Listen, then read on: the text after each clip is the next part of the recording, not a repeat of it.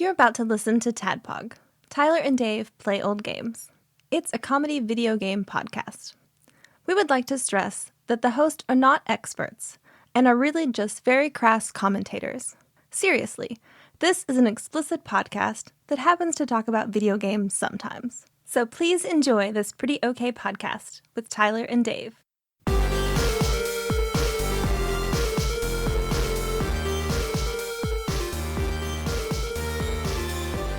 Tyler, you're good. Hello, Internet, and welcome. Welcome. God, I'm glad you're here. Man, it is good to see you. It's been like a week. Who are you imagining? Tell me who you're imagining right now. Phil. Okay. Yeah. All right. That's what I thought. Yeah. That's what I thought. Yeah. And Grim, and now and then. No, you already said Phil. They're all what's one. They're all in a line.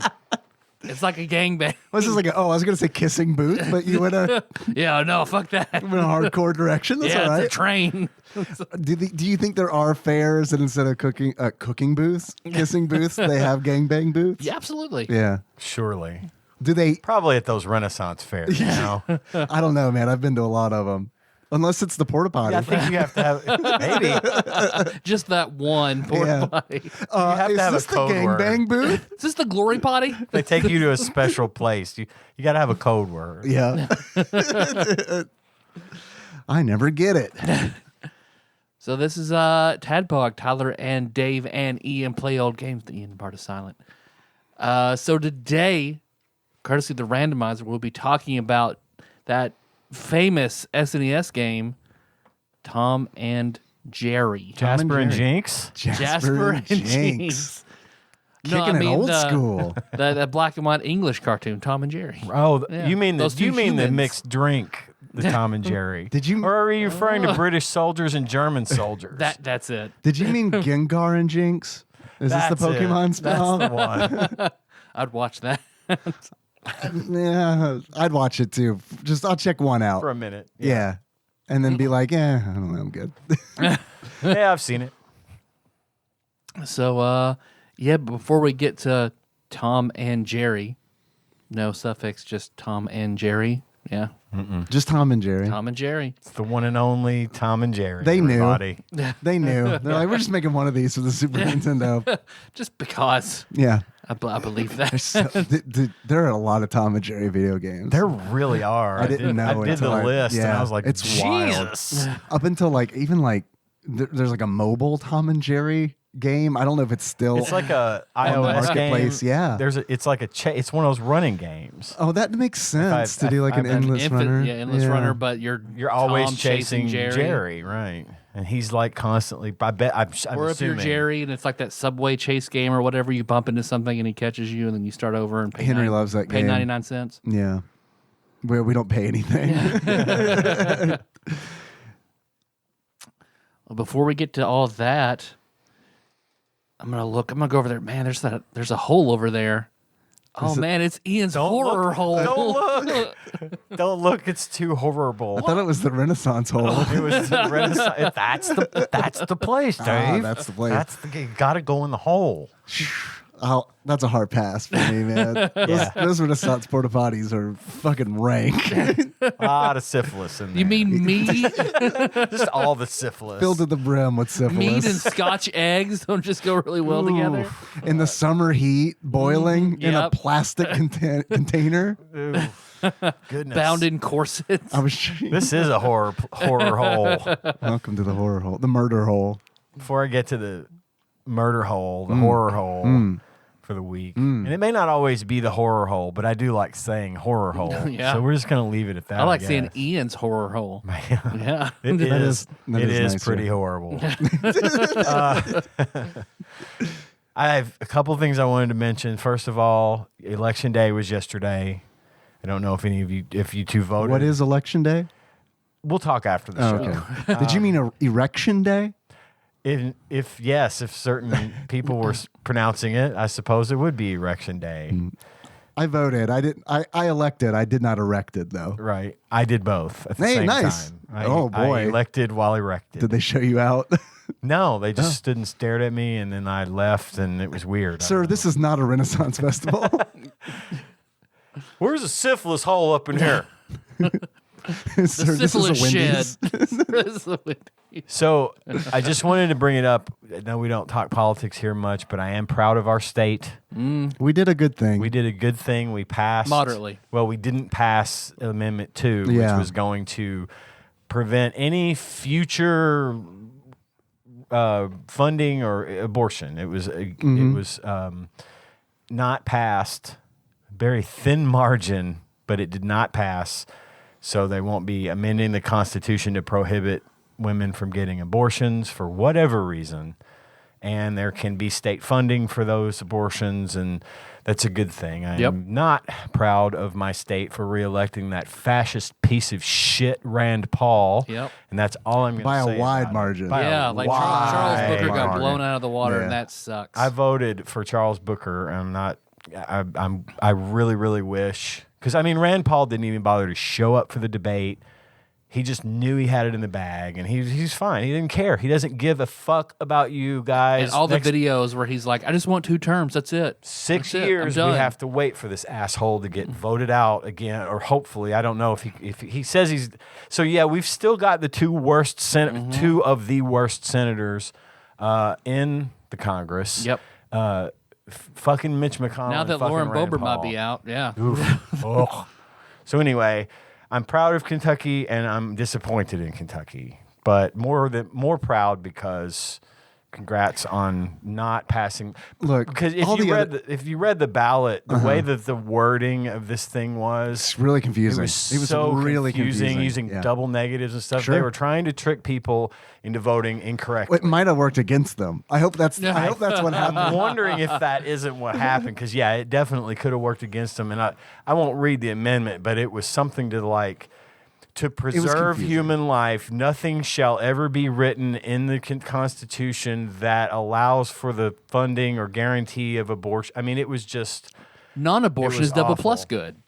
yeah, it was written, and it was in this little. There was one guy wrote on Reddit that there's 3 columns on the back of the ballot. The middle column and the middle column and the right column were for the amendments, and the first one was the one guy referred to it as the length of a CVS receipt.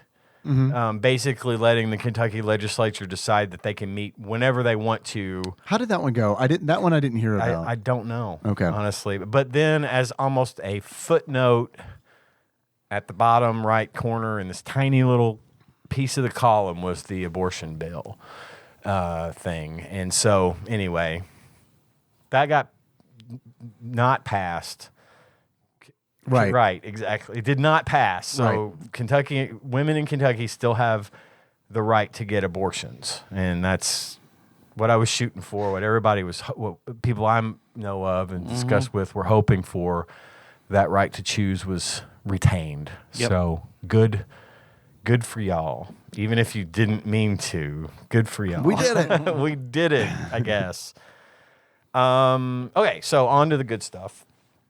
Stuff I watched this week. I still have not started Chainsaw Man. I promise you I will. That's all right. I'm not gonna look. If I'm not holding you to it ever, No, I'm just letting you know. I just think you'd like it. That's all. I take that very seriously. Even if you may not, I do. So Why would I not? Why would I not take it seriously? none of that. I'm just saying course I I take will it watch seriously. it. No, it's. I don't want you to worry. I got it covered, and I know you're I'm not. I'm super not. Okay. I know you do. We'll hit that. Yeah, and it's also one of those things where it's like, I'm also not the kind of person where it's like, hey man, I think you'd like this thing. You should check it out. And if you never check it out, Yeah, no, it's- no I'm sweat. Right? completely fucking fine with that. Same. And if you tell me I'm not gonna watch it, I'll never bring it up to you again. Yeah. Well, I am. But the reason I said it was because I did spend a lot of time on Hulu this week. Yeah.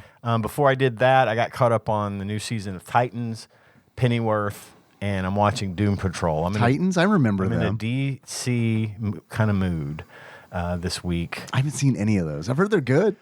I've heard Doom Patrol's like really good. Doom Patrol so far has been good. I've only made it about 4 episodes into that series, and I think there's 2 seasons right now. I'm super fond of Pennyworth, and I like Titans, but it's very.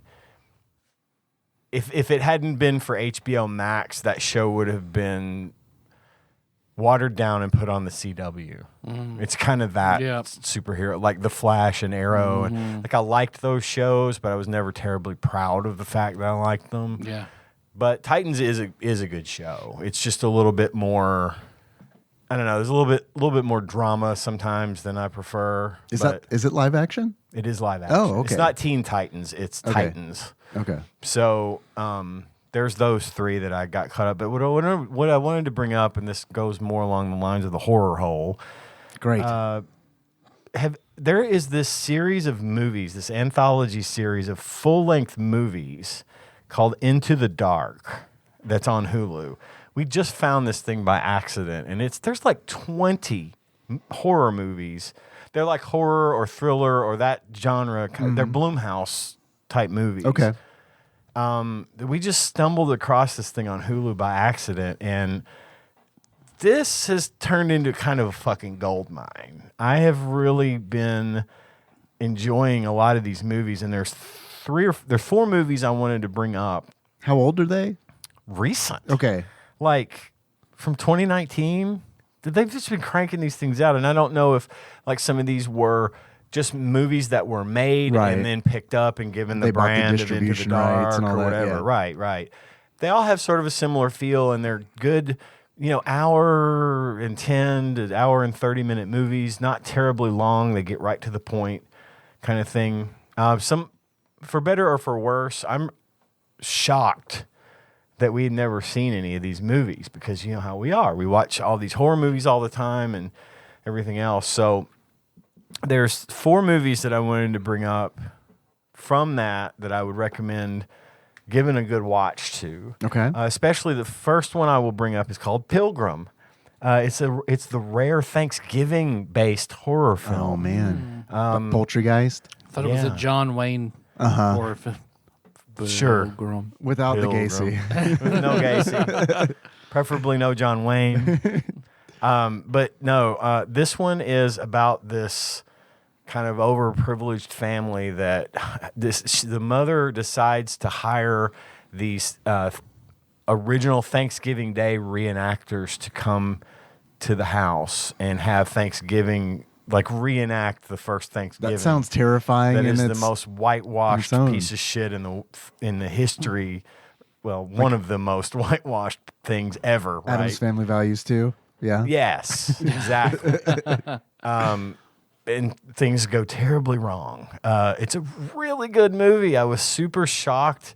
And I also thought, wow, it's really neat that we have a Thanksgiving-based slasher film. That's like the Grindhouse trailer, right? Wasn't one of those trailers Thanksgiving? I don't know. I might be Maybe. wrong. I'll have to look that up because I don't remember that. I don't think it actually became a real movie. Like like it was Machete. one of the Machete did, but it was, yeah. Well, oh, right. I'll have to look at that. Then. I'm gonna check it. I'm Yeah, gonna look for that. I I need to wanna look see right that. now. Yeah. The next one I got off of this series is called A Nasty Piece of Work. And this one stars Julian Sands as this boss of a giant company. This movie is kind of like in the style of Ready or Not, the Belko Experiment. Oh, yeah. Thanksgiving. Yeah. Sorry. Ready or Not, Belko Experiment, also a little sprinkle of Christmas Vacation, where the CEO of this gigantic corporation decides that he's not giving out any Christmas bonuses and instead invites 2 of his up-and-coming junior assistant executive types to come out to his house and prove to him that they're worthy of succeeding him or being made executives. And it's kind of a blood sport thing. Like they're going to have to fight it out. And Running Man. maybe not. Yeah, sort of kind of. Did you ever see the movie Ready or Not? No, It was kind of similar to that. I haven't even heard of it. Another great horror film. Yeah. Okay. That movie is about a woman who marries a man whose family is in the business of making board games. Oh, And okay. they've been around like Nintendo long, like making board games and card games and things.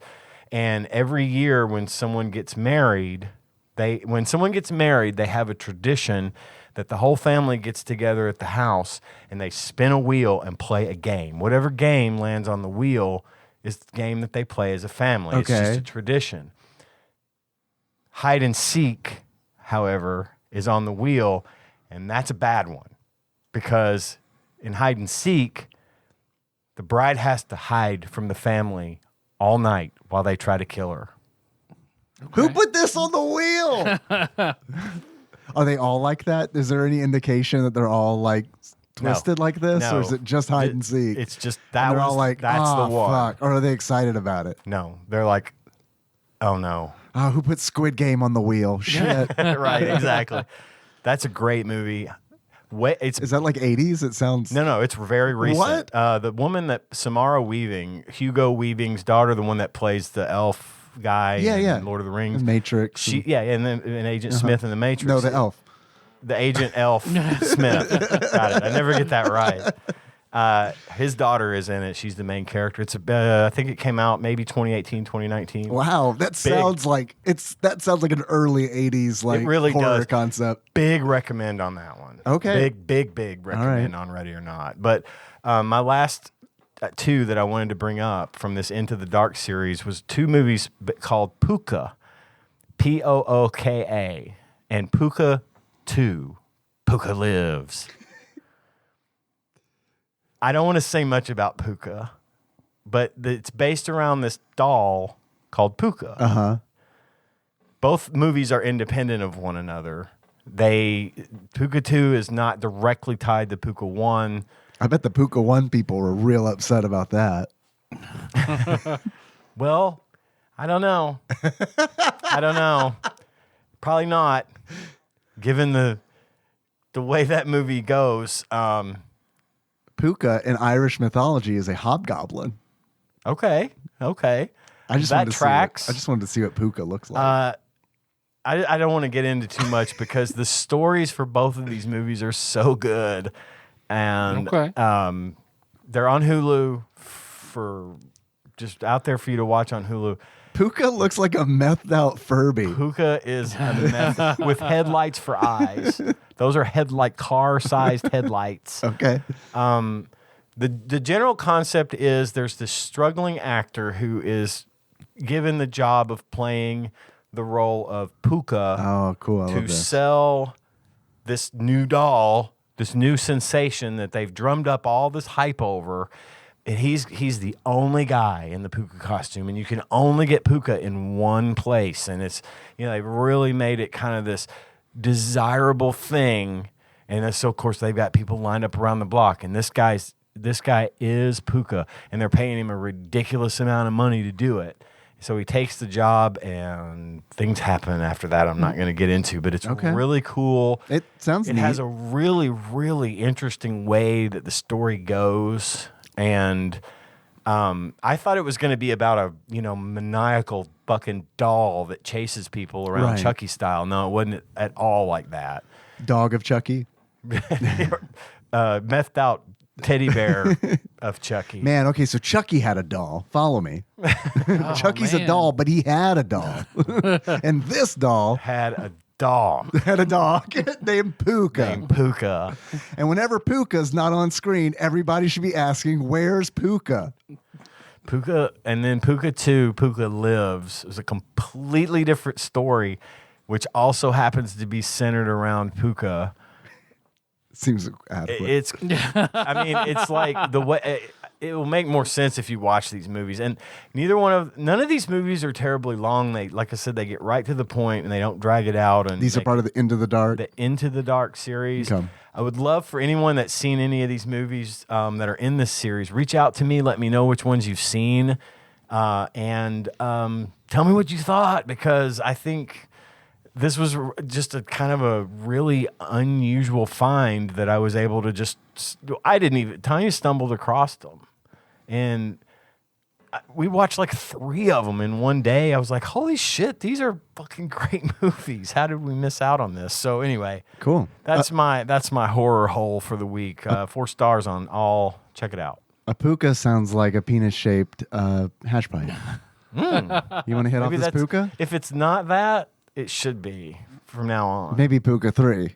Let me hit that puka. Yeah. It's what I call my badussy. Puff puff puka. Yeah. Yeah, Puka. if you want to hit us up at our P.O. box. Puka, Kentucky. Papuka. That's a pretty good alternate title for our show. Riding on the coattails of Ian's horror hole, Climb out while you still can. I watched 2 movies that you recommended last week. I'm always nervous. So did I. Oh, Yeah. Oh God, I feel on the spot. Okay. I hope they're the same 2 movies, and I bet they probably are. I watched Barbarian Okay. and I watched X. All right. I watched X as well. Melissa and I did. So you then probably also watched Pearl No. because you said 2. Oh, okay. I watched Oh. Host. Host. We watched Host. Oh, okay. We didn't have a lot of time, so we watched that one night. So since we've all seen X, This determines, by the way, whether or not, excuse me, I ever recommend movies. no, I love I'm I teasing, I I'm love your teasing. recommendations. What did you think of X? I Tyler? liked it. I feel a lot. I really want to see Pearl. Melissa and I I both.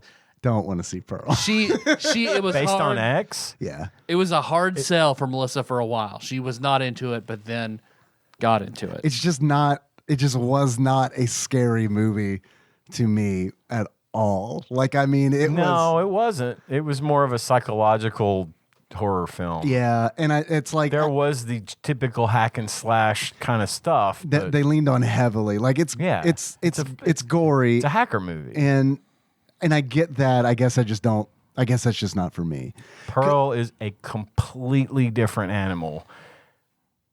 I don't know how you'd feel about it. I don't. If you didn't I'm not like gonna. X, I've already decided. I'm not gonna. Okay. I'm not gonna watch Pearl. I mean, just because it's That's like fair. there's so much shit that I want to watch. Yeah. That it's like I don't want to be like. Because here's what's gonna happen if I watch Pearl and I'm like, I didn't hate X. I thought it was fine. Yeah. But it was one of those where it's like I really liked the movie up until the killing started.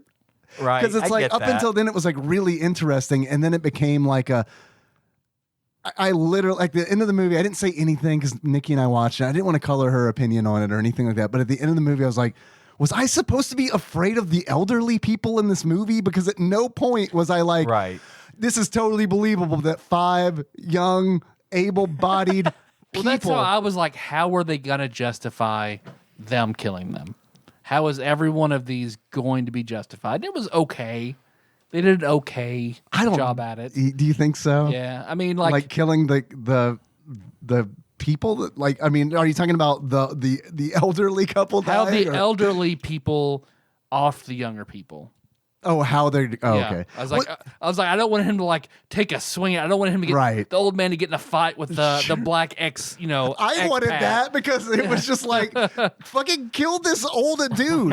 He's obviously like, you've been like, how many tours did you do in Nam? You got to know something's up. Right. Why is your spider sense not tingling? Yeah. I know. He's I know. high and he just came really hard. Like he's in a groovy place. So it's just like, I'll help this old man. Well, damn. You know? Yeah. I don't know, man. I don't think it was a bad movie. It just wasn't a movie for me. I liked the style of it, and I liked the cinematography. Yeah, I watched sure. that movie with Cinematography's great. cinematography eye because I studied that a little bit Sure. in college, and I really got it. And that's why I liked Pearl as well, for the visual aspect of it.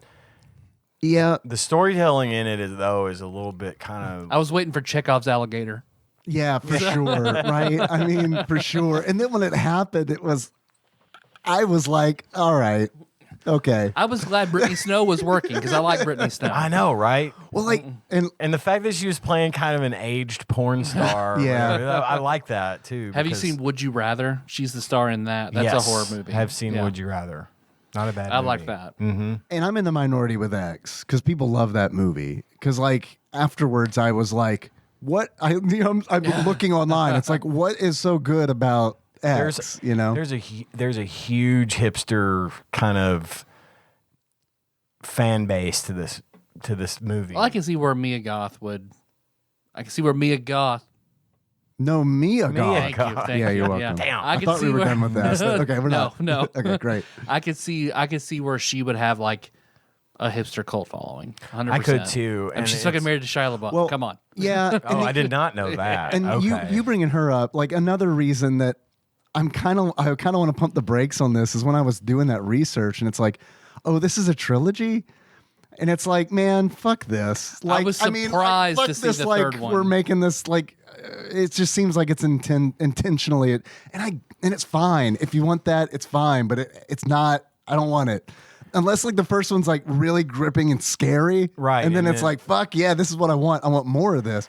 So I get it. If that's what you want, it's exciting. But man, God, it wasn't bad. No, I and get I that. agree. The cinematography, even that opening shot, when Yeah. it's shot from like, it's brilliant. It's shot from inside the barn where a lot of the shit goes down. And it's like, it's this like 4:3 aspect ratio shot because of the framing of the barn door. Yeah. And then the camera pushes through and it opens up on the full house and you see the additional cop cars and stuff. It's a beautiful shot. And there are a lot of shots in this movie where it's like, I honestly don't know how it was done. No shit. Where it's like, you know, the camera will pull back and Yeah. it's like, it's so smooth. And it's like, how did they do that? Yeah. So I did really appreciate all of that. Like a lot of care was put into that. Yeah. And again, I given what Pearl is a completely different type of movie than X, but it's completely understandable why that's not going to be on your radar, because I didn't know what the fuck I was getting into on either one of them. That would have helped me. Going in not knowing that this is a horror movie would have been like the best fucking thing ever. Because Yeah. I think they're even trying to do that because they reference Psycho in the movie where it's like, you know, half of the movie's this and then half of the other half of the Right. movie is this. And that's what X is like. Half of the movie is this. And that's the part that I really like. Yes. And then half of the movie is this not scary horror movie. Well, and that was the thing too for me about Psycho. I always liked the first part of Psycho the most. Yeah. And the second part, he said, "What? Oh God." You know, I never really got. I get it, but Sure. I never really cared for it. Sure. You know, so I completely get that. But yeah, I'm glad you watched it. I wanted to watch it. It was something that was on my list for a long time. So I'm really glad that you brought it up so that I could watch it. There are things I want to talk about that's just like completely spoils the movie. Yeah. Where You don't ever see his dick. you kind of do. You see the silhouette of it. I love that shot. Yeah. That shot is fucking brilliant. He's standing in the doorway, backlit. Yeah, at this night. is the soldier. And- yeah. the soldier turned porn star. Bro got dangle. Yeah. Yeah. It was awesome, and Yeah, you know, it's great. It had that same kind of Boogie Nights thing going for it, where you know what they're doing. Sure. And it's that, yeah. And I think that that's perfect. That's pitch perfect. All of that is great. I just wish I was scared at in the very least. But the whole time I'm just like, it's elderly people. You don't think being groped by a dementia patient scary? Just getting in bed and I'm just Haven't you ever heard the Adding you. term of old man strong? Yeah, I have, but I don't know. In that scene where she's in the bed, sure, it's creepy. but it's not. But it's yeah. I mean, compared to what I just saw happen to the other people, it's like you should be grateful that Oh yeah, yeah. you're being groped in bed by this By octogenarian. you? Yeah. Yeah. And I watched Barbarian, which I absolutely loved. Barbarian was cool. Barbarian is like, that's right up my alley. Yeah. Because Okay. I'm glad to hear these things too, because I also try to keep my eye open for things that people I know, when they give me insight into what they like and don't like, that I can kind of custom tailor Yeah. my recommendations to you and be like, dude, you'll love this movie. Barbarian ruled. I loved Barbarian. Hannah Barbarian? Hannah Barbarian. Hold on, I don't have achievements yet. I need Hold on, I got my drag name. I gave it up. Yeah, I thought Barbarian was really good. And like, I didn't know what some of the casting decisions in that movie were. So when someone appears, a main character, I was like, really? Yeah. And it was I love the way that movie is structured.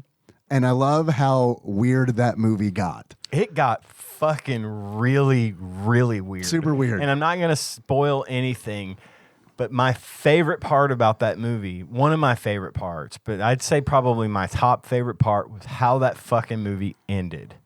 Yeah. It just ended. And I loved that. That was, I was like, I love the ending song too. I know, right? And I froze for a minute. I'm like, I turned to Ty, I'm like, it's over. That's it. It ended. Holy shit. I love the ending, but I do feel like it got a little like I know I mentioned Grindhouse earlier, but it got a little grindhousey at the end.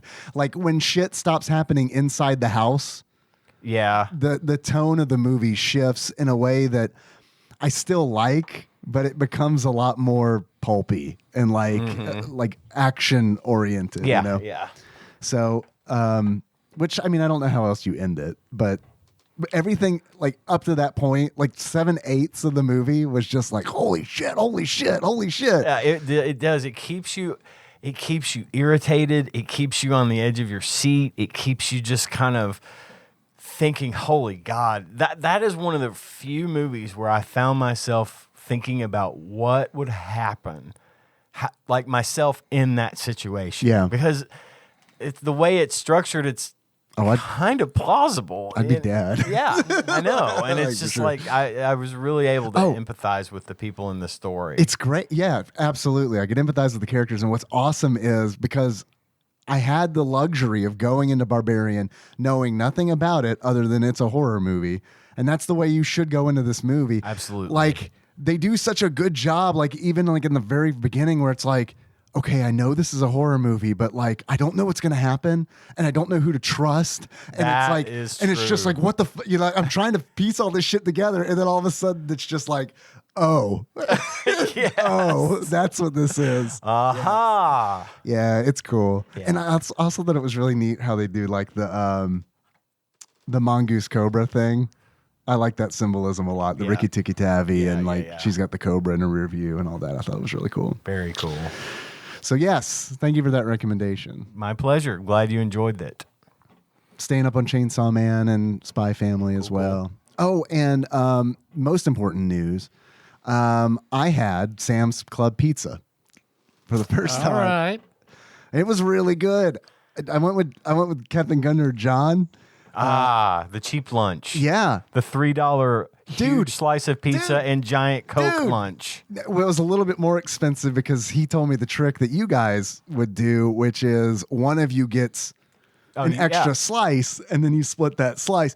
Yeah. I had 3 slices of pizza, a giant Diet Dr. We're Pepper. talking like, 44-ounce Big soda. for $4.75. Yeah. I felt like I fucking like, You felt like you cheated. yeah, yeah, I It's like, did. are you sure you only want? I ordered a Coke. Like I went there once and they had been having some problem. They never answer the phone. Like sometimes I'll try to call and say, "Hey, can you just make these? I'm on my way to pick them up." Sometimes they'll answer, sometimes they won't. But I went there once and the whole store was having issues with plumbing, so the kitchen was down. And I was Ninja like, Turtles, probably trying to get that pizza. Yeah, probably. That pizza was straight up like the Supreme pizza. I told John, I was like, this looks like Ninja Turtles pizza. Like, that's the best way to describe it. It really looks like does. fucking Ninja. I've never had pizza that looked more Ninja Turtles than this. I'm so glad. I'm Had so glad. penicillin on it. No, the good Turtles pizza. I'm so glad you went with Captain Gun Nerd as well because he was there to show you the trick. I know. And it was great. I feel like I could have like told them, hey, I don't have any money, but I found some rocks in the parking lot that they would have given me a slice of pizza. Like They might have. It's that cheap. And it was good. Well, I was gonna say when I went, Joke's on you. We're just giving you pizza. Now we got rocks. Yeah.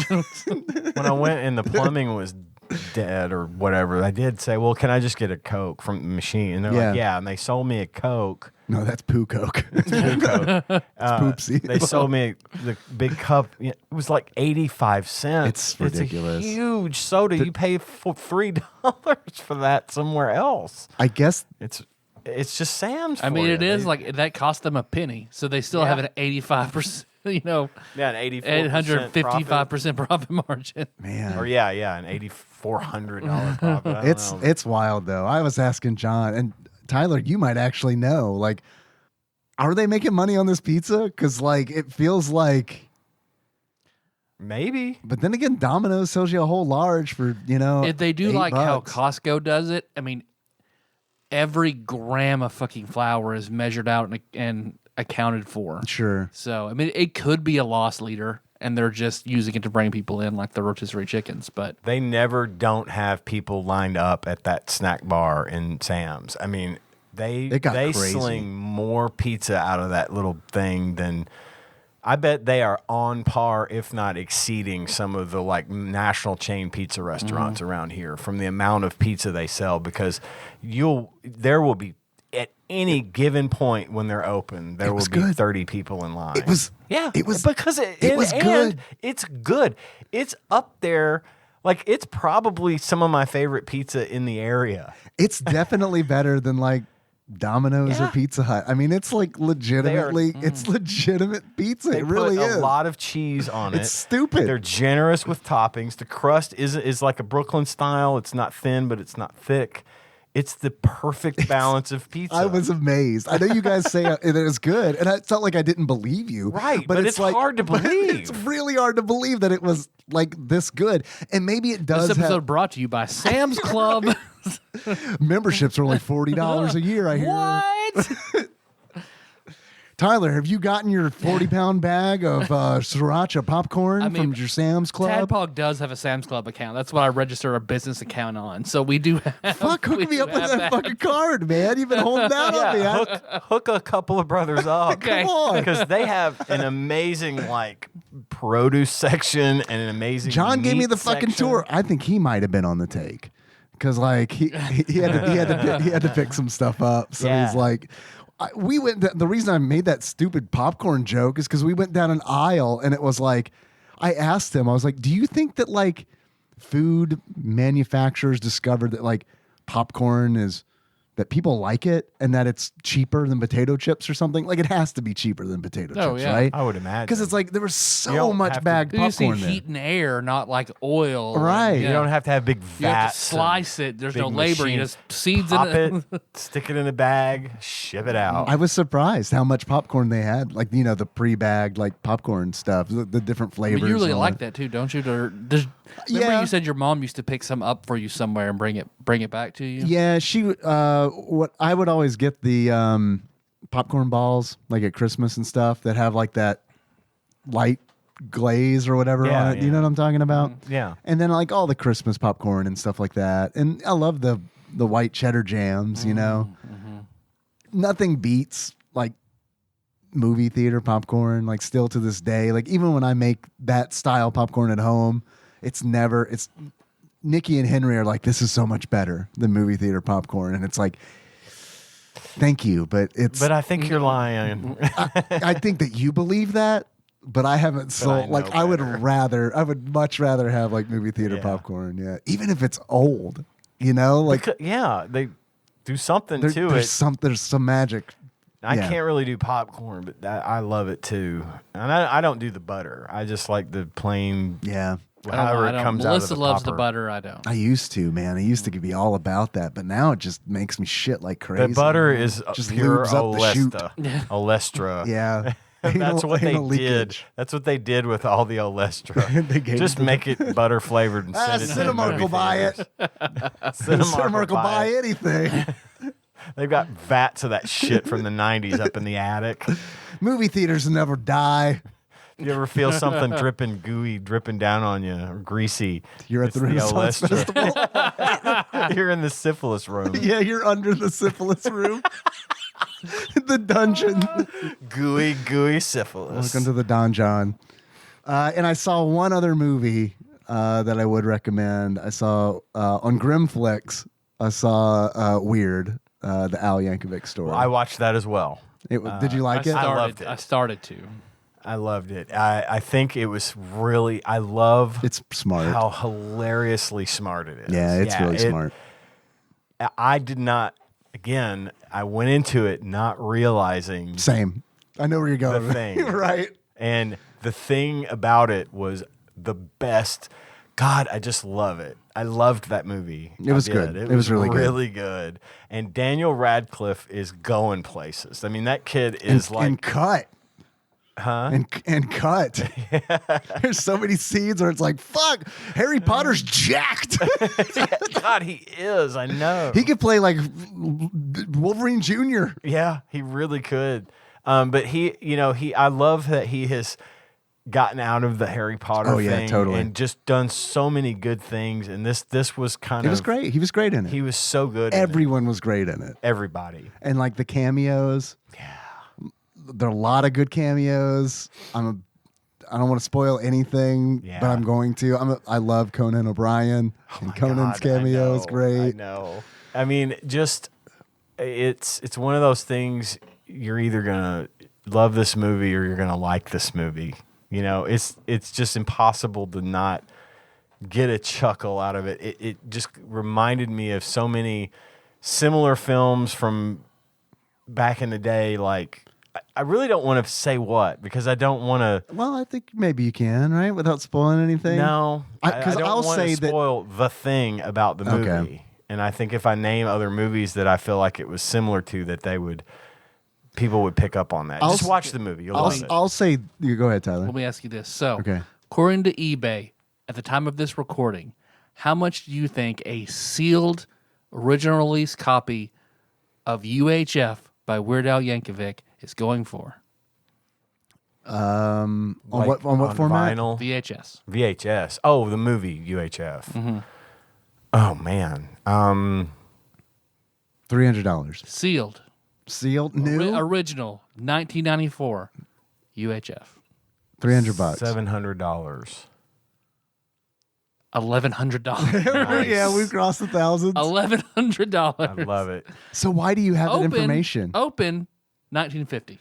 Were you considering getting it? I saw Jorge made a post about Oh, it. So when okay. you guys brought up Weird Al, it's like, let's see if that was legit. Oh, it's legit. Okay. Cool. Well, that's like that's serendipitous, because what I was going to say was like, obviously this makes perfect sense, but it's got UHF vibes. Like, I mean, like it's definitely got some of that same feeling. And it's like, man, this is awesome that it's still like, it's decades later, and it's like, yeah, it's still this is on brand. This is fucking on brand. It's a great movie about a genuinely funny and wholesome fellow who did exactly what he wanted to do. And I just cannot state enough how much I have always loved and respected Al Yankovic, just because he really did buck the system and just kind of got out there and said, I don't give a fuck. I'm going to do what I want to do. And you'll either think it's funny or you'll think it's stupid, but either way, you're going to know my name. And I love the guy. I'm thrilled about this movie. So yes, definitely. I thought Rainn Wilson was good in it. God, Rainn Wilson was Dr. Demento, which I just love. Yeah. He was basically Dwight Schrute in a top hat. I mean, that's kind of all of Rainn Wilson's characters for me sometimes. I haven't seen a lot of stuff that he's been in outside of The Office. It's tough because he did sort of get a type, but he's literally wearing the same glasses as he wears. And one of the things that I loved, did you catch the Harry Potter references in that movie? I caught one of them. I didn't realize there were multiple. There was I know, like there was one Harry Potter reference, the Dementor. the Dementor, and then there was another one about about Daniel Radcliffe on Broadway. Oh no, I didn't catch that one. It was about whipping out his dick. Oh, okay. Because he was naked with a horse. He did get naked on Yeah, I stage did not in know Broadway. about this. Equus, yeah. Yeah, everybody was talking about his dick because it's uncircumcised because he's British and they don't do that a lot over there. Yeah. And so, but they were making the whole joke about him, do you want me to whip it out? You know, that was a Daniel Radcliffe dig just to get at him a little bit more. But he just took it. I love it. I loved it. I'm glad you saw that. I'm glad you saw it and brought it up because I meant to and I didn't have it in my notes. So excellent. I got Terrifier lined up on Grimflix as well. Get it. So Get it. I'll hopefully report back on that Cool. soon. What's up with you, Tyler? I had a business trip over the weekend. I was gone Sunday, Monday, and Tuesday to Cincinnati for training. It was a good trip. Got back late last night. Got the show notes posted and figured out what we had to do to publish the show. One letter. One stupid letter that wasn't capitalized, and I said that it was. I'm glad we figured it out because I was tired. I was like, no, what's going on? Capitalization is important, people. Web URLs are case sensitive. And then went to work. And then, of course, because I missed Monday and Tuesday, I had a bunch of reports I had to get done.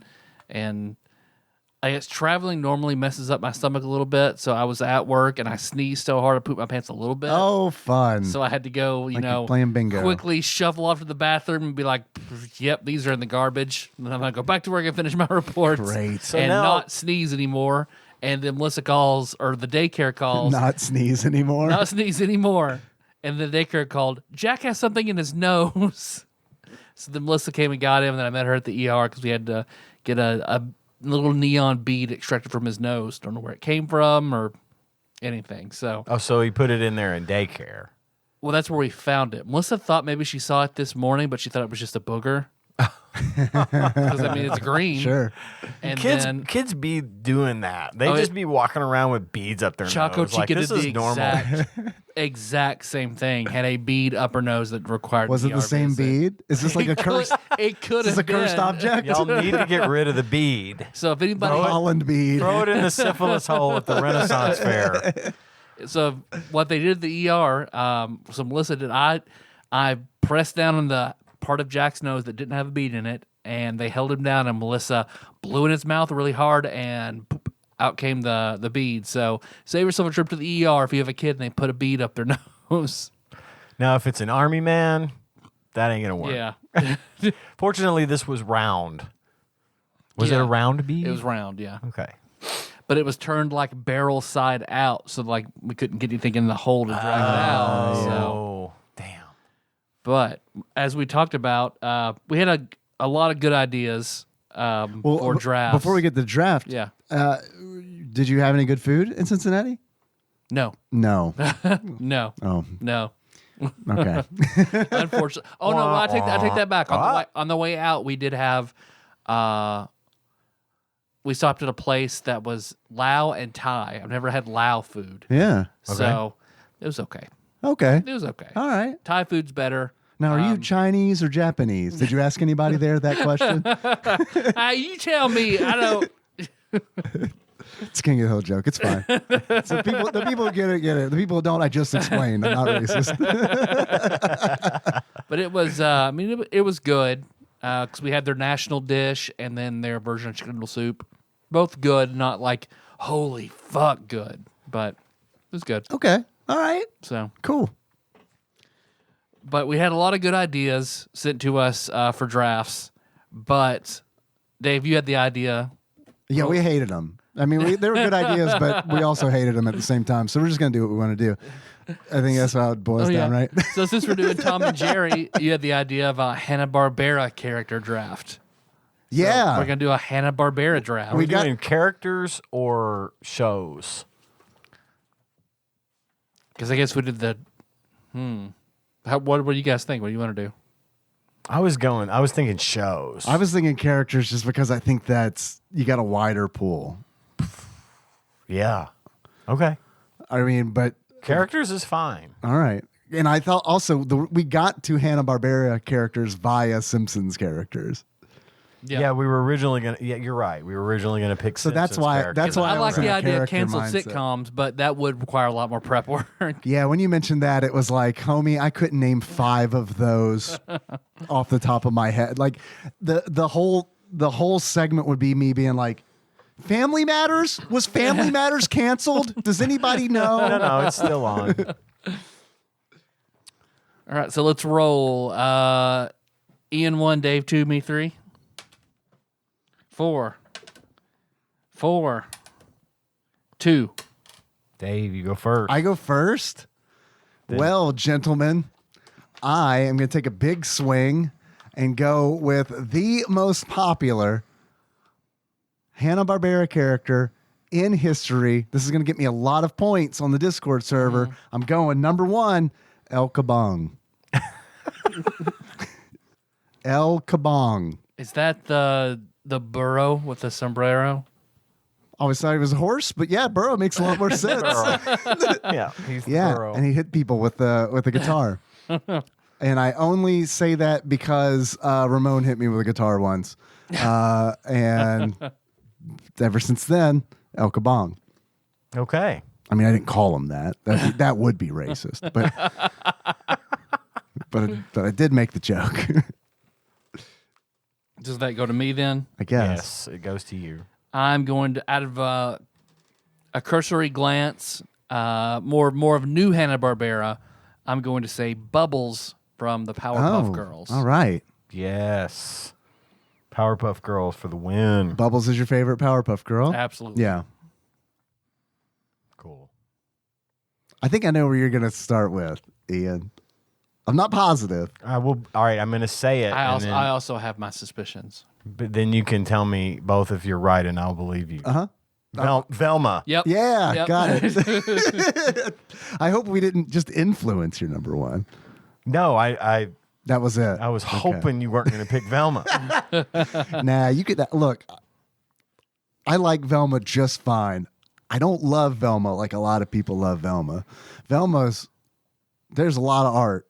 Yes, there is. And it's like, A lot of content.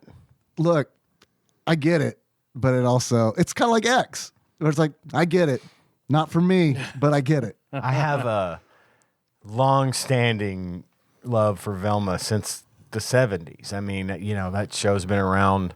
The show only ran for like 2 seasons, but in its original format.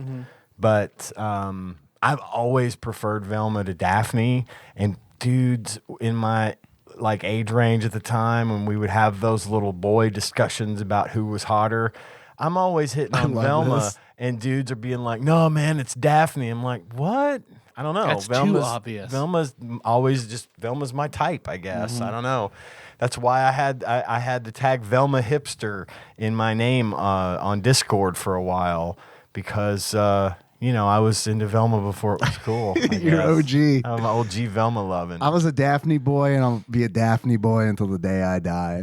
Like, I get it. in the I get world Velma, but wrong with Daphne. I'm a Daphne guy. But I have yet to run into an iteration of Velma that I'm more of a thought Fred was man. hot. I like the Diller legs. Dough. Don Knotts. I'm a scrap- Fine, it's Don Knotts for me. I'm a scrappy pappy. All right, Dave. What's your number 2, my man? Muttley. Muttley. Damn dog. Going Muttley. Best laugh in the game. Yep. Muttley was on my list. I used to be able to do it. You can still do Got it. a That's little it. bit. Then I will snatch up Space Ghost. Coast to That's coast. a good one. Nice little revival in the late 90s. Hell yeah. Hell Hell yeah. yeah. Barney from The Flintstones. Flintstones. Barney's my guy. Love that dude. That Barney Rubble. What an actor. Man, you guys got back around to me real fast. Why you like Barney so much, Ian? I just do. All right, well, I got the. Because he smokes Winston cigarettes. But wait, so does Fred. Oh, Wilma or Betty? Ian? Betty. Same. yeah. Okay. We're all in agreement here. We're Betty boys. Yeah. Are you Daphne? Daphne or are you Velma? Tyler? I probably lean more Velma than Daphne. Yeah. Yeah. All right. Okay. I'm a Fred man. Give me a good ascot I will go with to get that ascot. boom. I'll go with Scooby. Scooby is a good choice. He is. Who do you honestly think is the most famous Hanna-Barbera character? Scooby Doo. Is it? Do you think it's Scooby, or do you think it's like? I think it's Fred Flintstone. Fred, or like Scooby-Doo. right. It's got to be Fred Flint. I think George Jetsen's in the conversation, Man, but I don't probably know. Yeah, you have to mention him. It depends. But yeah, I think agree. it really he's depends not. on what generation you ask, because probably these days kids would know Scooby before they would know who Fred Flintstone was. But I would have, back in the day when I was a kid, I probably would have thought Fred Flintstone was the more popular, more recognizable character to more people. Scooby do Doo. they have modern movies? Yeah, that's a good question. Because Flintstones do. Kind of, Scooby-Doo right? does. When was the last? Like, there was a kind of recent Scooby Doo movie, right? Oh, yeah. Yeah, What- yeah. But like the last Flintstones movie was what? There was a Viva sequel. Rock Vegas, Yeah. which was like That was is that still like late 90s? 90s, early It's 2000s. still probably. 90s, but That was only like 10 years ago, Dave. That's the prequel to Joe Dirt, I think. I still need to watch Joe Dirt. By the no, way. I was thinking about that. I was just thinking about that today, that we need Yeah. to watch it and do a Patreon. Yeah. I did watch it in preparation for that episode. Fuck it, let's do Now it. you have to did watch it again. No, I'm good. I don't know where I was saying. You got me thinking about Joe Dirt. Oh, Scooby Doo versus Flintstones and their movies. We were talking about The that. movies, the first movie was awesome. The Flintstones movie? Yeah. I loved it. Oh, yeah. But the second one just fell flat for me. I never saw the second It one. was a prequel to when Fred and Wilma met. Gotcha. And it wasn't. It didn't John have, Goodman was not in it. They didn't have so- any of the Oh, same yeah, people. that's- None yeah. of the same people were in it. Like nobody that played in the original movie was. No in the Halle second Berry? movie. Nope. No Halle Berry. Yeah. Tyler. Pixie cut. Just can't do it. Ever. Ever. Never? Never. Man, there are certain, I get it, but there are definitely, sometimes it really works. Yeah. Yeah, sometimes it really works. After that, I'm going to claim Dexter from Dexter's Laboratory. All right. My next pick is Quacker from Tom and Jerry. I love him. Who is Quacker? He's Yeah. a little duck. He's a little. Uh-huh. He talks like that. I can't do his voice. I don't remember him. Oh my God. I believe you, but I don't He was remember the him. cutest, little, funniest. He was so like wholesome and nice and pure and helpful, but he could never get in. He was never in any danger, but not on purpose. You know, like he would avoid accidents just naturally. Like and stuff. Mr. Magoo. Mr. Magoo. Yeah. Kind of like that, but he had a voice. I can't do it. I used to be able to do it. I think you got it. But I totally envision I a always small just, duck. I always just loved that little dude. So Quacker from Tom and Jerry. He didn't have his own show. He was only probably in a couple of episodes of whatever, but I always liked it when he showed up. I'll go the opposite of that. Going Grape Ape. Great, babe. Grape Ape. Ape. I have good memories of not really watching Grape Ape, but just saying it to my dad and he'd say it back when I was about 5 years old. That was just a thing. Just a thing that we did. I love it. So number 4, Grape Ape. I'm going to go Johnny Bravo. Johnny Bravo. Those were all of those were such great shows. Those were great. 'Cause I remember watching those cartoons way more than I do the older Hanna-Barbera. You don't remember spending countless hours watching the USA Cartoon Express? my Yeah, I mean, goodness. yeah. Because boy, I remember being at my grandparents being like, "Fuck, they ain't nothing to do here, but it's Sunday. Thank God characters are well Cartoon gone. Express is on." God, I loved it. I loved it. I kind of I did and I didn't. It was like one of those things where it's like I liked it that it was there for me. I was bored and it was there for me, but at the same time it was like, man, I wish there was something else on Yeah. that I could watch. Not me. Yeah. I watched Cartoon Express every afternoon for as long as it was on. Like I watched Space Ghost and the Herculoids and Thundar the Barbarian, and all those shows were just and I would just sit in the living room and watch them and play with my Legos. And especially if it was raining outside, I was in heaven. It was just I have vivid memories of that particular scenario that just I go to that place when I need some place to go to be Homie, peaceful. It didn't click with me until you said raining outside. There is nothing better in life than doing an inside activity when it's raining outside. While cartoons are on. That's always got to be a thing for me. I could It's take or always leave with that part, but I do love it, like especially like on a Saturday morning when I wake up and it's raining Yeah. and it's like, Mom can't make you go outside and play. yeah. Well, I mean modern day, but yeah, Oh, definitely right. then too. But even modern day where it's like, I can't do anything outside, even if someone else wanted me to. That happened to me last week. I was going to rake my yard. Yeah. Yeah, I was too. And then it And rained. it rained. Now I've got to do it this Saturday, and there's way more leaves. No, but- they're my neighbor's problem now. All those fuckers blew away. It's my turn already? I think so. Bit of speed buggy, baby. I love my speed Buggy. Old school. That is old school. Always wanted a dune buggy when I was a kid, and it was because of speed buggy. But Should get one now. then I found out they don't actually talk. We could probably fix that. I like talking cars. Kit, speed We just have to buggies, have you someone know. die in it, like my mother, the car, or whatever from the 50s. yes. We could hook that up. We're podcasters. We have resources. We could surely find someone to die in a dune buggy for us. It's to me. It is. I'm surprised that I get to grab the Great Gazoo. I'm grabbing the Nice. Great Thought about Gazoo. it. Yep. That genocidal maniac. You bet. Yep, you bet. Calling people dumb, appearing in a show and being like, "Oh, this is going to be a good one." Fuck yes. Anytime that motherfucker would show up, it's like, "Yes, it's going to be a good one."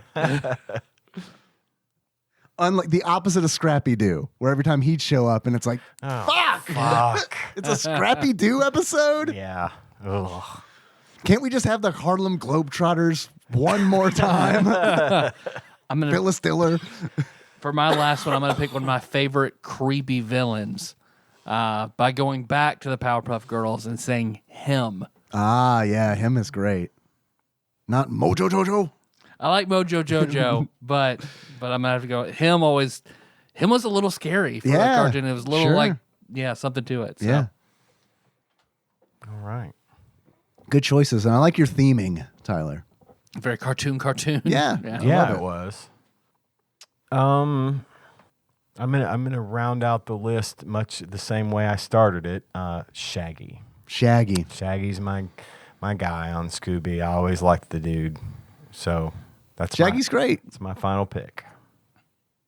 Hate him in multiverses because he's too easy to win with for other people. I just wait till they add Scooby. Any Haven't played honorable that game in a mentions? long Me neither. Oh man, This is the part where I go, are the Snorks Hanna-Barbera? Yep. And I do stuff like that. I'd say the Smurfs. What was the one? What was the slow one that talked like a hick? Hickey Smurf? Redneck Smurf. They kind of had a theme going, right? Rednecky Smurf. Strokey Smurf. That was a different one. That was Brady Smurf. But You're thinking of time. Smurfette. It's pronounced Smurfette. Gargamel. Gargamel. I liked Oh, the Azrael. cat was My the parents theme. didn't Azrael want me was to the watch shit. the Smurfs as a kid because I kept saying that I hate stuff like Gargamel would. Yeah. So they stopped letting me watch it. Because, And- Tadpog Sweetheart Josh couldn't watch it either, right? Because of the witchcraft. maybe, yeah. At least that's the story I always heard. I think so. I think you're right. I think Gummy Bears was a Hanna-Barbera joint. I think that was Disney. Was it Disney? I'm almost Yeah, positive. it was. It was on Disney Afternoon. Oh, that's right. What about Care Bears? I was some bear thing I thought was Hanna-Barbera, but I could be wrong about that. I don't know. Yogi Bear. Yeah. Wow. Cannot Damn. believe I forgot Not a about single Yogi No one. Bear. Yep. Wow. I don't care for Yogi, but I did like Boo Boo? Boo. Yeah, Boo Boo's. Boo Boo had his head on straight. Yogi and had a better Yogi voice. was a buffoon.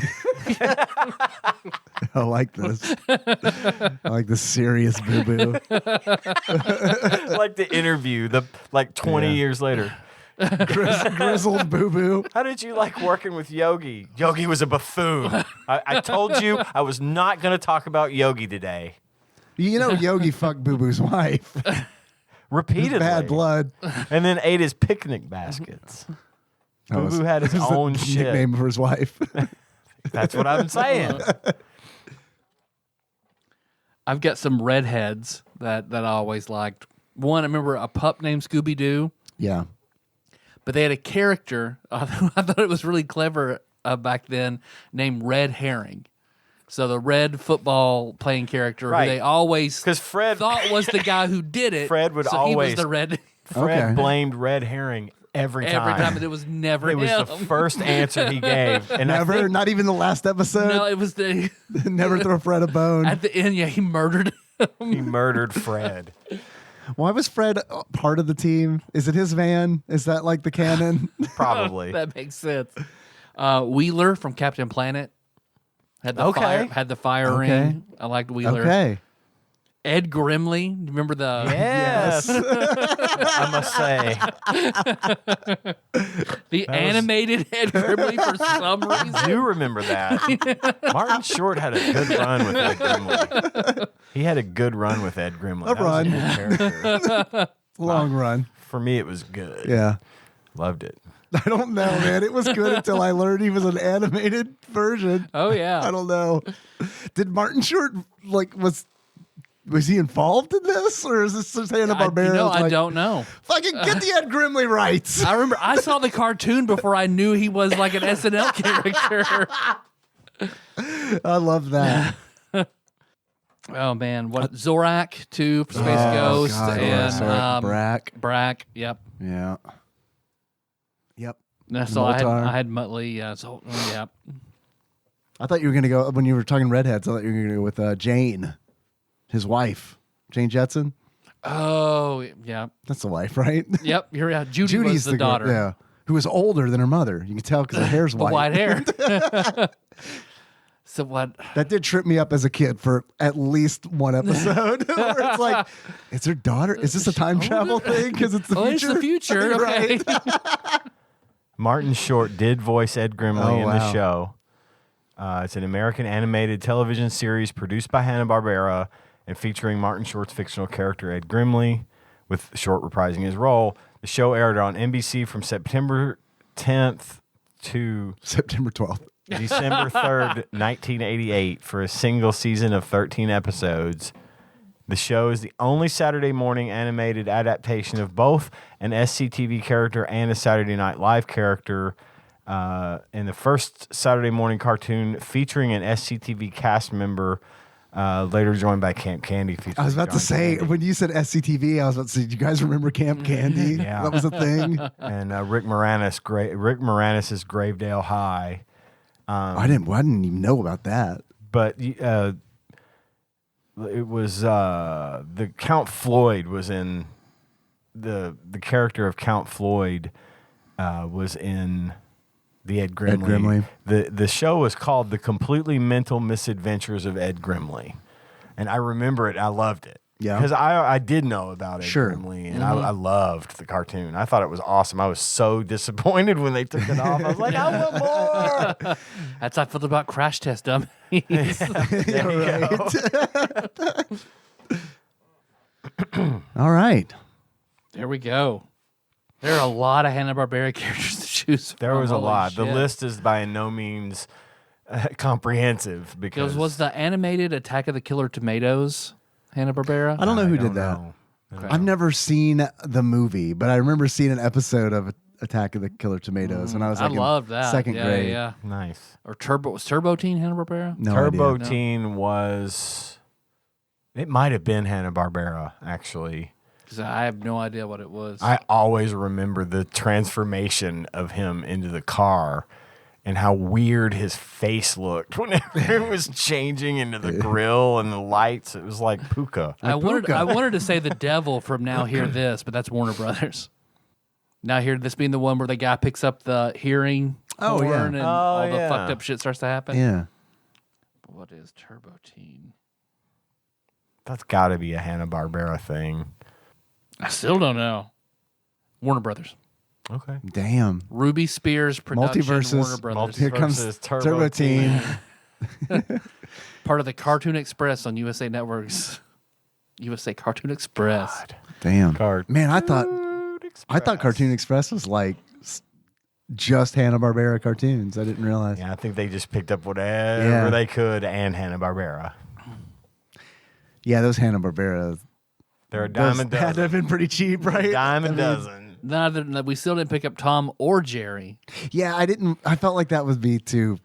Well, there was They're a not my very favorite short, anyway. They had a very short stint as a Hanna-Barbera property, though, because it was originally MGM. So it's arguable that you have to pick that version of them, which was awful. Yeah. So Yeah, well, kind of, sort of, right? Because it's like one of those where it's like, I'm with you. Because when I was doing research on Tom and Jerry, and this should have dawned on me because of multiverses. Yeah. But when I started doing research, I was like, Tom and Jerry are Hanna-Barbera characters? Nope. Not and they kind of technically. are. They are from one. Tom and Jerry. We'll get to this. Right. Tom and Jerry ran the gambit of studio ownership. It's like the only studio that never had the rights to Tom and Jerry was Disney, and for good reason, which we will also get into, I'm sure. But time keeps on ticking into the future. Yeah. So let's break. Have Yeah. a real short break. We'll Yep. come right back and talk about Tom and Jerry. You good with this? Hell yeah. Hell yeah. Yeah.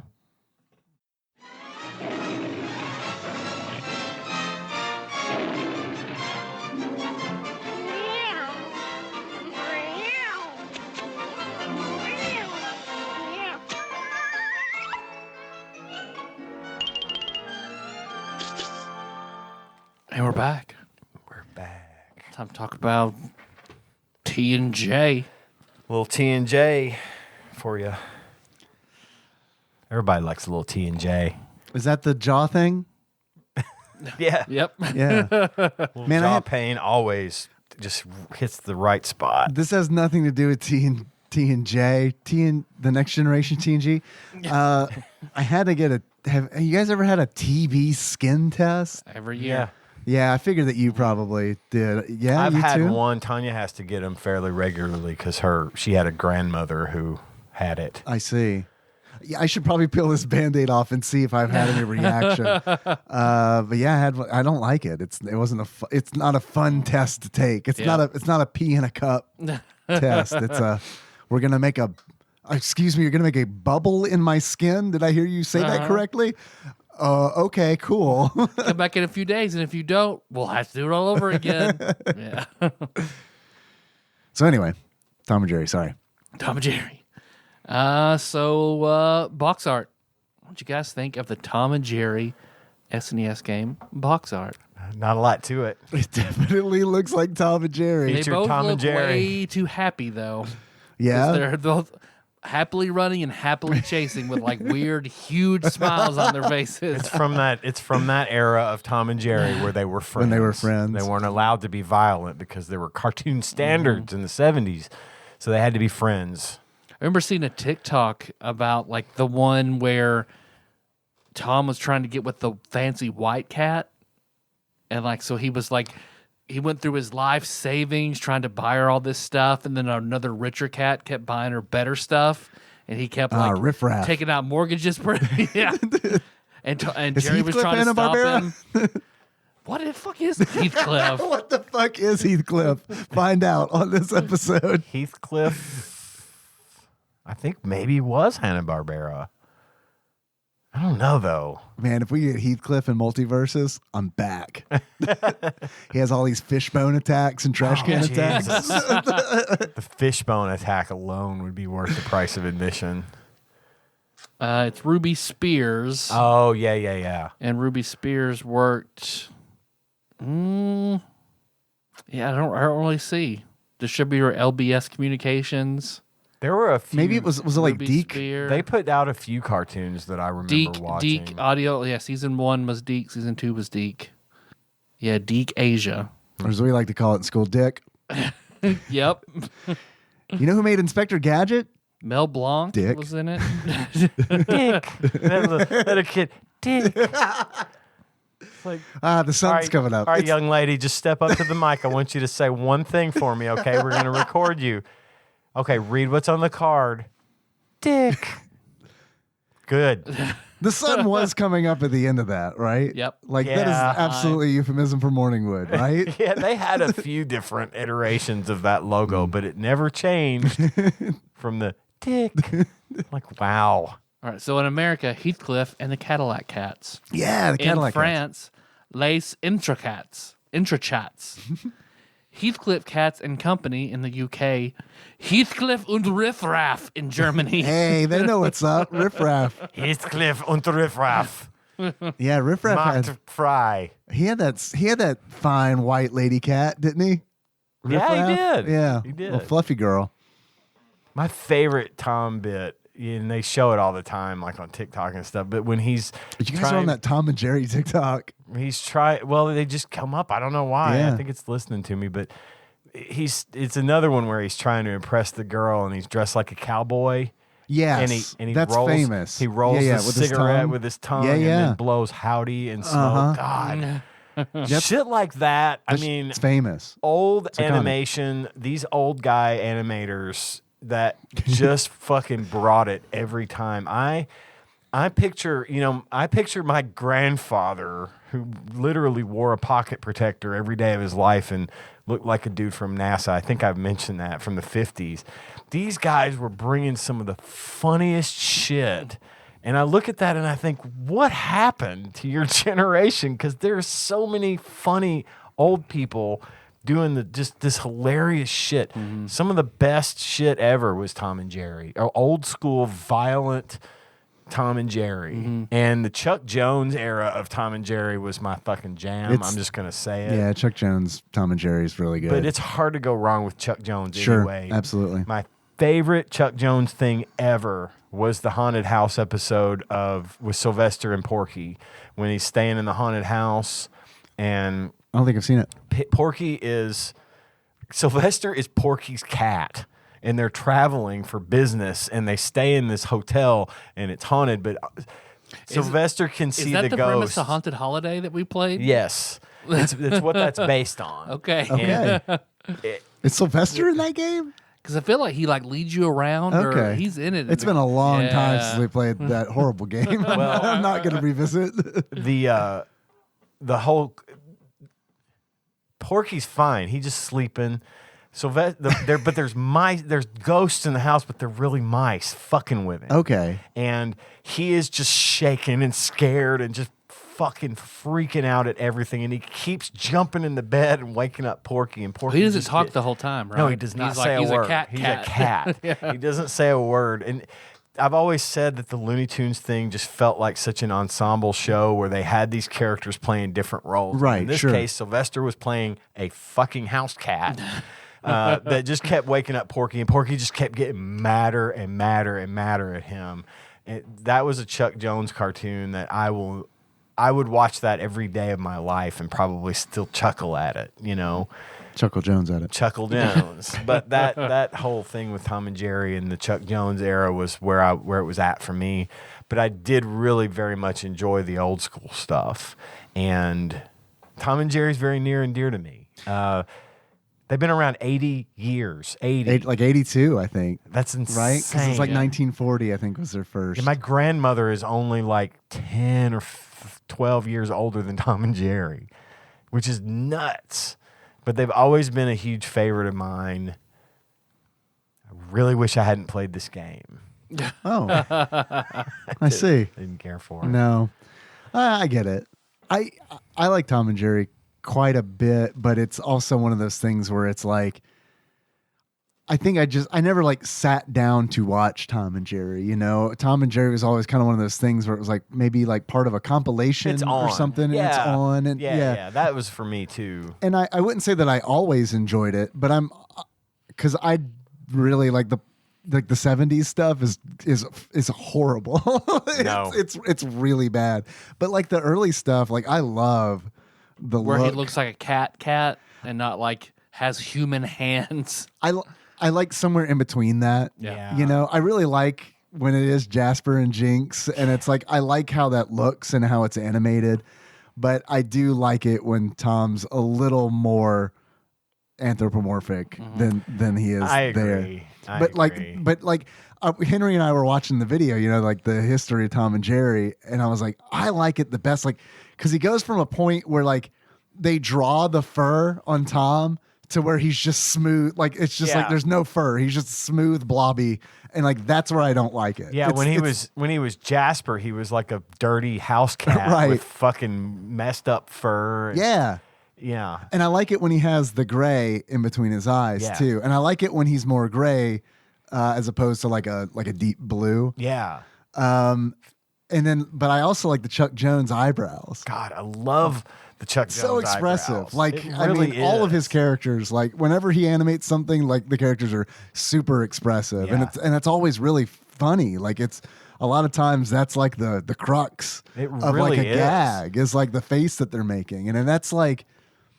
It's a treat because I feel like a lot of the cartoons, like a lot of the Hanna-Barbera cartoons that like we just mentioned, where it's like you don't get that, you know what I mean? You Like really don't. I've never seen Daphne like or Velma make a face where I'm like laughing. Right, right. Where it's Yeah. like, okay, their expression, okay, all right, they're expressing sadness. I got it. Or their tits are quivering in worry. Okay. Right. Jones was a fucking genius, and he Sure. had this just way about him of expressing. You're absolutely right. They could emote. They could have these expressions that you knew what they were feeling, and it just added that much more depth to the piece. And yeah, Perfect no, violence level too. I feel it really like is. It really is. perfect violence level for Tom and Jerry's when he was doing it.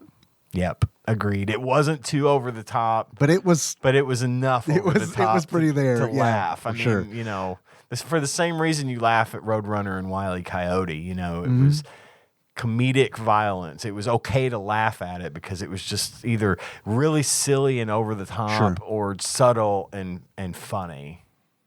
So yeah, big fan. Big fan. Do you guys prefer one character over the other? Tom to Jerry?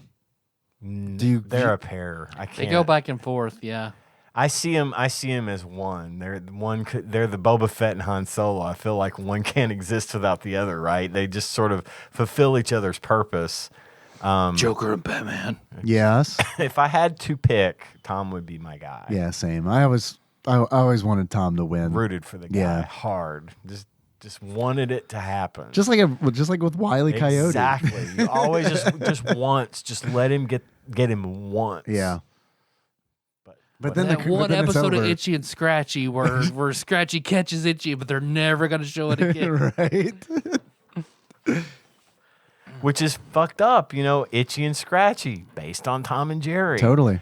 A very influential thing here, you know, and you don't really give it a whole lot of thought until you really dig in and like, holy shit, Dude. they have been around forever. They have been a huge influential fact. They've changed so much, and Even the fucking theme song. yeah, Like I mean, like Bum, bum, bum, bum, bum, bum, bum. I love it. even like that song popped in my head before I started playing the game, and I was like, "Is that the Tom and Jerry?" Because I haven't Yes, I seen a know, Tom and right? Jerry cartoon in like But it a gets long in there. And time. I have had that song in my head since last week Yeah. when we decided to do this because it's iconic. Yeah. They really It's wild. And the way that it came about, you know, this was sort of ultimately the answer to Mickey Mouse because Sure. the guy that created Tom and Jerry was part of the duo with Walt Disney that created Mickey Mouse. No, I don't. And he got I don't shit think on, so. so right, he left. No, I don't think so. Right? It was Hannah and Barbera, wasn't it? Because No, I was thinking he was with Disney but Walt Disney kept messing with him and making him work his butt off, and he's like, I'm He got going no on credit. my own, and he went to MGM. well, see, I thought that was the creation of MGM, and then Hannah and Barbera were brought in to work on separate projects, and then they finally like teamed up together and made Tom and Jerry. Admittedly, I had that going while I was working, and I may have misconstrued what they were saying. So you're probably I'm not 100% Right. sure. You're probably right. But that's how I took it. okay. I'll clarify and follow up next week. But Which is why I think it's interesting that like they did jump from studio to studio, and it's like that's another reason I've never really considered Tom and Jerry to be Hanna-Barbera. They're like more Dr. Pepper. MGM. They're their own thing. Yeah, yeah, and MGM shuts down their studio, and all of a sudden, like, it's the Wild West. Sure. I mean, people are picking up their licenses and stuff, and then it goes to Hanna-Barbera, and then it stayed with them for a while in some form or fashion. Then it ended up at Warner Brothers ultimately. So like most things that don't end up at Disney do. Yep. Warner Brothers, where animation goes to be awesome. Is that their motto? Should be. They can have it for $1 million. There you go. Well, if you were to compare your experiences with this game to a movie, what movie would you, or celebrity? I'm not gonna lie to you, Tyler. I just wasn't feeling super creative this week. I did come up with some stuff, but I don't know how good it's Well, I mean, the gonna creators play. of this game weren't either, so it's fine. Correct. That is Oh correct. boy. Yeah. The creators of this game. Wow. I gotta tell you this. This is like deeply personal to me. Seriously, this is not a bit. This is not a joke. This game was developed by Riedel Software Productions, RSP. When I grew up as a DOS kid. Yeah. And so like me when too. I was looking at like, but I don't know. I think you were playing good DOS games. I was playing RSP DOS games because like when I was looking, This was the games like your dad would bring home yeah, for you? absolutely. Okay. Yeah, like here I got a yellow floppy disk, or actually they weren't. It was like I got a black flop, a big one. Yeah. It's a big one, 5 with and a big a quarter hole inch in it. floppy. Yeah. Looked And like I never knew it. It's like a square record. Yeah, and like me being like 6 years old, knowing I don't know how fractions work, so I'm always confused by like when even to this day, I'm like I get one's a big one, the other's a small one. 5 and a quarter. 5 and a half, 3 and a quarter. Because I'd always be like 5 and 5 and a quarter, 3 and a half. 9/10. I don't know. I think it's 5 and a quarter, 3 and a half. Now I'm confused. Anyway. See, that's now you're living in my brain space. Yeah. I don't know. Anyway, go ahead. They developed some games that like when I was going through the list of what they developed, it was like, holy shit, for real. Do you guys remember Ernie's Magic Shapes? You probably don't. Tyler, I know you probably Nope. don't, because this game was like Sesame Street Ernie? Sesame Street Ernie. Okay. Yeah, they did Sesame Street games. They did a Big Bird game too. But Ernie's Magic Shapes, when I saw the box art for this, I mean, it was like, it opened a fucking time portal. And it was like, holy shit, In a man. Lost style, like Yeah. flash sideways. Yeah, it totally is, where it's like, oh, wow, I was like, not old enough for this to like form as a memory, but seeing this is like, holy fucking God.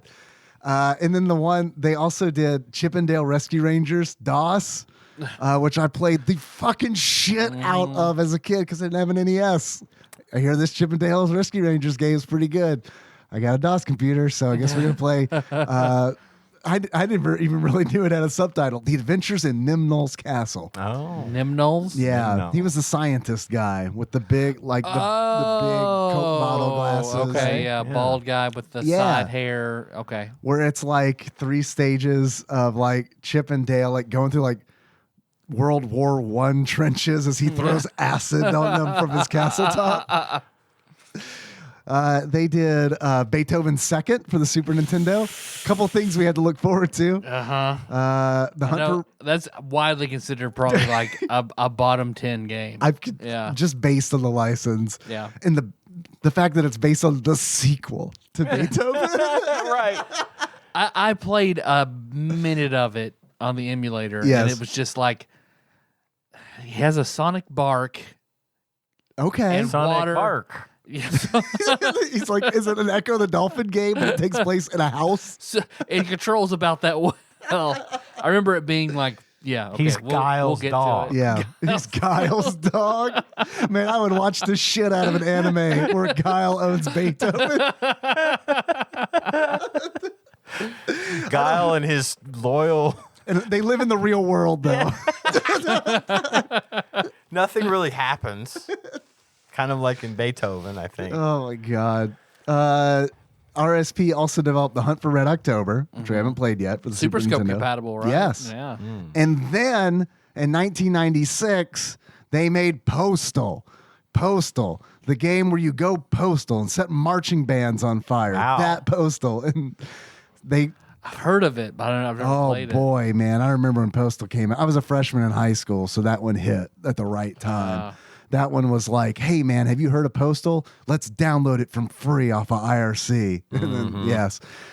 And then, like, it's just wild to me that the shift, because they changed their name, or they didn't really change their name. They made another studio. The same creators made another studio, Running with Scissors. And Postal was like pretty famous. Like Lieberman like got onto that, and like that one was like this is indecent. Like that, this was one of these. And I mean, looking back at it, like it was different than Mortal Kombat. I mean, it was like, this was like, we are doing this specifically to like agitate people. Where Mortal Kombat, I guess, Mortal Kombat That's could be what an considered extra dimensional fighting tournament would look like. right. to be fair. This one, you're setting marching bands on fire. Yeah. You're killing Yeah. actual people in real situations. Yeah, this one, yeah, definitely, right? And it's Yeah. so this one had big That's like fuck you the energy Grand to Theft- it, the where Grand Mortal Theft- Kombat didn't have. the Grand Theft Auto of its day. Yeah, Kind of thing. Okay. Yeah, I get that. so that's definitely the energy they were going for. That fucking blew my mind. In this game, Tom and Jerry was also So violent. Tom and Jerry. Yes, Tom super and Jerry violent. led to Postal. right. Postal was so bad that the developers got a real letter from the Postmaster General. That's not a joke. They definitely did. Not our fault. And the game was published by High Tech Expressions in 1993. This fucking logo, I swear, High Tech like published all of these Riedel software games. It's that pixelized heart with like it's like disintegrating or something. It looks like a spray that Diva from Overwatch would have, like a It does. graffiti spray. I think there actually is one Oh, like that. Damn, all Have right. to look. I saw the logo and it definitely it tugged on the heartstrings, because it was like one of those where it's like, man, I haven't seen this logo in so long, and I used to see it every day. Yeah, when yeah. I'd fire up Chippendale. Nice. So, Movie movie. or celebrity. Batman. Which Batman? Take your pick, because much like Batman, Tom and Jerry have been reimagined and recycled dozens of times over the years, and everyone has their favorite for different reasons, and lots of crappy Batman video games were made. Much like with Tom and Jerry, there's kind of had some crappy video games, and this was one of them. Is there a good one? I don't know. I mean, I looked kind of through and didn't see a whole lot of good reviews. I mean, on I most can't of the imagine, games. right? I mean, How do you do it right? I don't know. Throw them in multiverses. Multiverses is and probably the that's best about Tom the and Jerry best thing game, to yeah. do.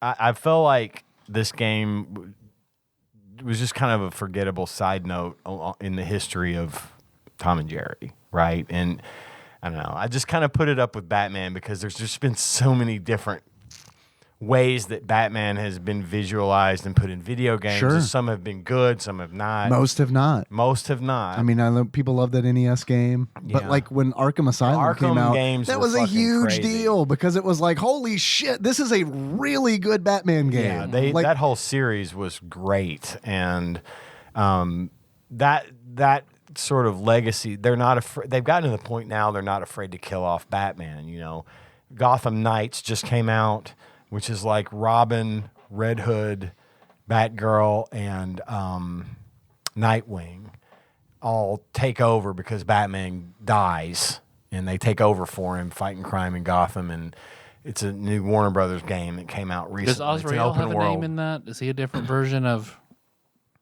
Who? what Azrael? He's the priest who takes over for Batman when Bane breaks his back. Oh, see, I don't know that that's canon in this Okay. particular universe. I don't know, though. I kind of want to buy the game, but I don't want to pay full price for it because I've heard it's not. It's not great, and Great. the FPS are locked at 30 Yeah. across the board. Yeah, Yeah. it is. And then they did just open there. You could play co-op You can only play with 2 people, you and one other person, but they apparently are releasing 4-player co-op like now.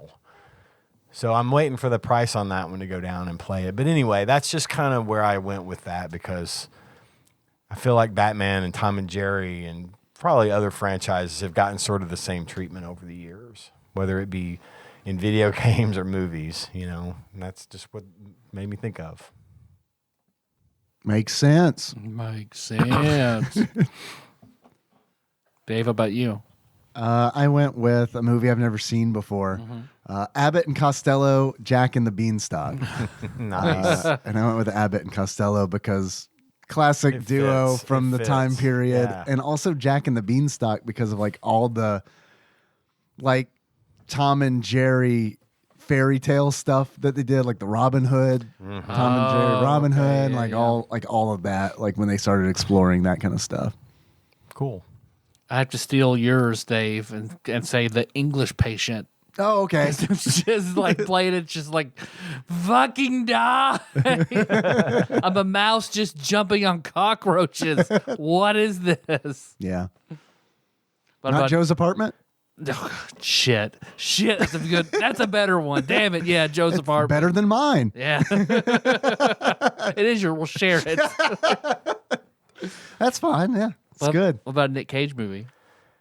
I picked The Croods, which is an animated movie about cavemen that Nick Cage did a voice in. I didn't know he voiced the I character. didn't know he in that. was either. Apparently there was a lackluster and not that entertaining game. Like Oh. it was called Prehistoric Party for the Wii and Oh. Wii U, and We it was should like do it was an like episode on it. It was like a Mario Party style game with Sure. lots of different mini games. With the Croods. God. Come on, Tyler.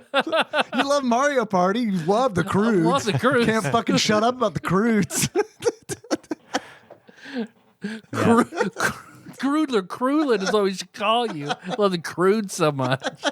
Yeah, so definitely. Got that tramp stamp. every time you call me, the fucking Croods theme song goes off on my phone. Which of course, Cave Manny was a crude. Not many people know that. I didn't even know they made as many Croods T-shirts as you wear. And the I bumper bought them all. They're stickers. rare now. Fucking bumper stickers. What is your deal? this guy loves the Croods. Send Croods. I never watched the movies, and apparently the game was very lackluster, and I just felt like, yeah, this is kind of a lackluster game, and Nick Cage was in the Croods, so that was my parallel. All right. There.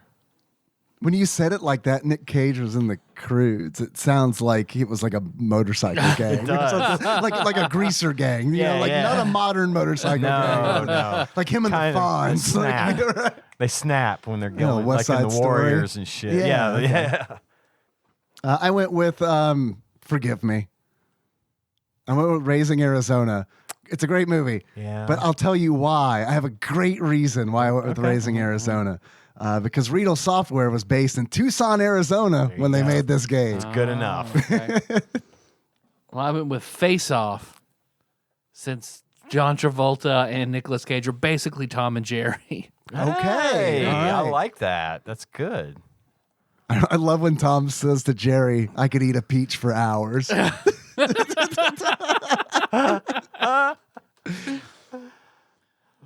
Well, can we say three good things about this game? Sure. I guess we should talk about the game. The game is what you would expect: a side-scrolling Yeah, it's a platformer. action platformer. Yeah. You have projectiles. You're just Jerry. Yeah. You've just wanted to go see the Tom and Jerry movie, and now you're making it back home. Is that what's going on with the Yeah. films? You're, the you're film leaving. stuff? You're leaving the theater and getting home, and Tom is. I guess doesn't want you to come home. That stuff was confusing. You're divorced. Yeah, Like it was- all of the film, like there's just Tom with film.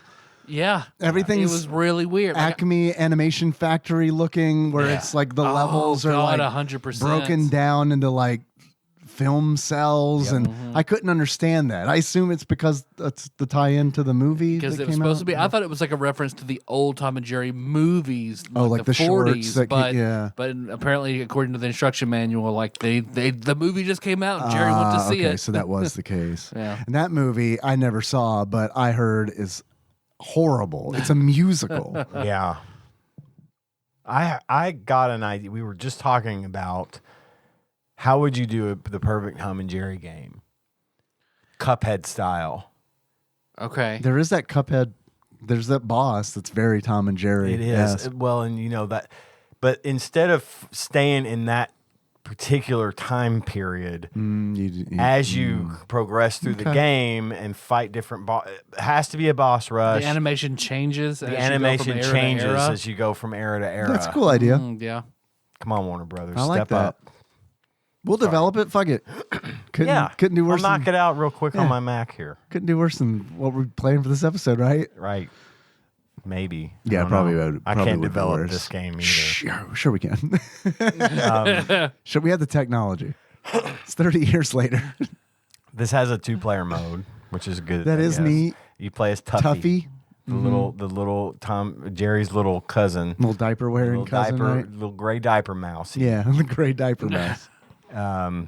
But you don't play Steam name. concurrently. Steam name. Yeah. Massive dad shits forever. Sorry. It's gonna take a really good one to knock that one out. You don't play concurrently. You take turns. If you play 2-player, you're taking turns, which You might as well. you might as well not. just not. Yeah. Play it, then hand the controller over when you die. Right, exactly. If you die, Sure. or when you finish the game. Sure. Like Americans do. None of this. Yeah. None of this. Yeah. I did kind of have that as one of my good things. I also put in, I think this would have been a good baby's first platformer, right? I think Fuck, if man, I Its don't know. Cohen- simplicity could be a good if thing. Cohen I were have like that down. even now at 6, if he sat down and played it, he would have a chance at doing well. Yeah. And that to me, if you put it in the right age range, it's just right. It's guess. just hard enough to be challenging, but I think it would make a kid feel like he's potentially a young kid feel like he's accomplished something. I'm not disagreeing with what you just said. However, But just give them Mario Brothers. true. You know what I mean? Like I remember being 6 years old and playing Mario Brothers. Yeah, and yeah. it I was can understand that. fine. You know what I mean? Yeah, and it's like because it's not terribly hard. no. It gets difficult, but it's not insurmountable. I think Tom and Jerry is real simple in the beginning, and then I do feel like it reaches a point where, like, there are 2 levels in the game. Like the very last world, there are 4 worlds in the game, and the last world in the game is in a house. Like when he gets back home to his house. Yeah. And it's awful because it's like God. you have to like do these jumps that are just like, there were several times in the game where I'm like, is this jump possible? Am I doing the jump the wrong way? Am I supposed to jump on the spring, or am I supposed to try to do like this long jump? It's pointy, and it's like the couch cushion springs Right. sticking up. They're pointy. Well, and yeah. you like naturally want to avoid them, but you have to use them to get up to the higher levels. And then there's that whole like that first level in the house world. And it's fun, you know. It's like you're a small kitchen. character in a big house. Yeah, the kitchen. The kitchen is just like there's fucking fire raining from the sky, and it's like none of it feels fair. Yeah. Like the first level, the first world in the game feels really fair, and it feels like a really simplistic platformer. Absolutely. And then you go from They crank it up. the streets to Yeah. like this construction site, and it still plays simply, but the problem is like beams just fall out from underneath you, and there's no indicator I of thought it which was a weird beams. junkyard, and it was just it was the weird. No, you're right. You're right. It is. It background is a was a junkyard. junkyard, You're yeah. right. It is a junkyard. But you're on these like Donkey Kong style like It's construction really- beams yeah. and stuff, and it's like the second level in that world is like there's no indicator that the level is going to fall out from underneath Yeah, you. it looks you just like everything else. It doesn't shake when you're on it. It doesn't change colors when you're on it. It just falls. You step on it, it falls. And better it's be quick. And you're not I died. It's like so many times where it's just like, I guess I just have to memorize where these fucking beams are going to fall out from. And it sucks. It's the worst. It sucks. Yeah. It's Sorry, we're talking about good things. Yeah, we'll get to the well, bad. I've got it's hard plenty. to say. Like, I have a good thing that I do really like about this game is that the third level in each world is a boss fight with Tom. Yes. And with the exception of one of those boss fights, I feel like they're all pretty good. I had that as one of my good things as well. There's like 3 pretty cool boss fights. I listed 2. One of them was where you have to get, it was the last one. Oh man, that's the one I hate. Well, I loved it because it reminded me of the Krusty's Funhouse game where you have to lead the mice, Lemming style. lemming style, and I thought that was a neat mechanic. Is this the and one where you're constructing a rocket? No. Oh. maybe was the before that. platforms go across. Oh, so the yeah, bomb- no, I do like that You one. light up the blocks. Yeah, the robots are carrying the bombs. Yeah, that wasn't the last one. But yeah, the robots are No, that's a carrying great one. bombs. I love and that they one. hit him. But And I Tom also, is huge in the background, you know? Yeah. But I also liked the level where you build the rocket. Yeah, I thought that man. was a neat concept. It's a great concept. Except that is the last level. But Yes. like you go up, it's vertical level. And you got to hit Tom to get him to cough up a key. 10 times. You got to hit him. You throw marbles as Jerry. Yeah. And you got to hit him 10 times in the face with a marble in order to get him to drop a key. And then you do that like 4 times or something. It feels like 8 million times, but it's 3 times. you unlock the rocket part and push it off, which is the only time in the game you actually push something. Yes. Which is weird It all is of a weird. sudden. Yes. Like I wouldn't have thought of that. You know, I would be like, what do I do here? But anyway, you get to the top, you knock the last piece down, then you build the rocket, and Tom grabs it, and then Yeah, you have to push it. you push the Yeah, rocket because his paw is coming out in the mouse hole inside it, and then he grabs the rocket and then gets launched into outer space to die a horrible vacuum death. Great concept. It was. It's a great concept. neat. I love the concept. It's the only thing that has the spirit of the show a little bit. It really is. I think the other boss fights did. The- I think any all the interaction boss with Tom fights- and Jerry felt right to me. Yeah, they did give some thought to the boss fights. 'Cause some even- of them were like super simplistic. Very easy. but Like then that, Tom and the crane or whatever Yeah, in the junkyard. just hit him. Yeah. a bunch and then wait for the magnet to stop, get out of its way, and then hit him some more. But I loved the concept of that last fight where you're building the rocket. Very cool concept, but that was the least amount of fun I had playing that game. Because it's so dragged It's out. so long. Like I never playing this game even got close to the time running out, but I died from timing out 4 times trying to build this rocket because it's like you got to hit Tom in the face 10 times. And he's which not out there the whole time. No. He'll stick his face out and then pull it back in. he's for playing a few he's playing seconds. peekaboo with you. Yeah, and that does. It chews up a lot of time. I don't think that level should have had a time limit. That Like, would have made it Take it off for this level if you're going to make it that goddamn hard. sure, or just make it or keep the time if you want to keep the suspense, but you only have to hit him in the face 5 times. Right. You know, Yeah. like cut it in half, we're good. because it sucks because it's like we haven't talked about the super jump mechanic in this game, which you have to know how to use in order to get I couldn't through it. figure it out. I think I did it accidentally a lot, but I had a lot of trouble with that one. It's because I think it's a horrible mechanic. You jump. In order to do a super jump, you have to do a normal jump first, and then when you land, tap jump again, and then you'll jump higher. That is what I thought, but I could never time it right. It sucks, and it's like, and one of the reasons that I hate that last boss fight. To be fair, you only have 6 buttons. Yeah, that is true. Why should we use 4 of the other ones, right? Yeah, it's ridiculous. Even like a Super Mario Brothers 2, hold down for a little bit. Mm-hmm. You know what I mean? Extra Like, distance. I don't know. What sucks in that last boss fight is I felt like I constantly had to super jump to hit Tom's face. and I'm having to time it with his peekaboo. Yeah. And it's just like, this is possible and I'm doing it. It's just so repetitive and takes so long that it's not fun anymore. This is a war of attrition. Like, do I run out of time or do I kill Tom first? Right. You know? I don't know. But the other boss fights in that concept, great concept. If they would have just executed it. The bigger problem being just all the levels to where you're just doing the most basic platforming, jumping on cockroaches, collecting bits of cheese for extra lives and health, and that's just it. It's just, I feel like it was uninspired, incredibly basic platforming. Yeah. There's only 20 levels in the game. Yeah, it didn't feel for the most part like it had the spirit of the show.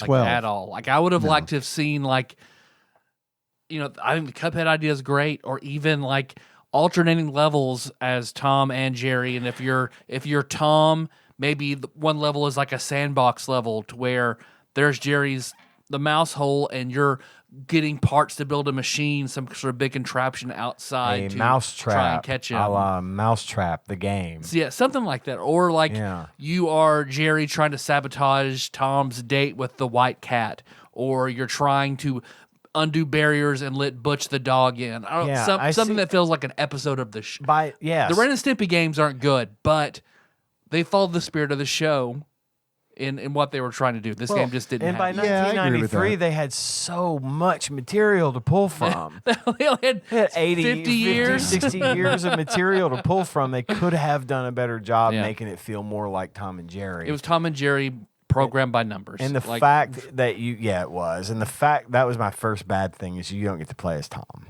I really think they should have worked Tom into the game, not as always the boss fight, but have some levels where he's chasing Jerry or doing something and just has to avoid. Jerry could fuck Tom right up. In fact, he does quite a bit. Quite a bit. Tom gets the straight fuck over by Jerry. And that needed to be a thing. I mean, the fact that Jerry gets to fight him as a boss, and again, those boss fights were fine. But I think leaving Tom out of the game as a playable character is just a terrible mistake. Because now it's just Jerry. It feels like a basic platformer they just slapped Tom and Jerry on. Yeah. That's true.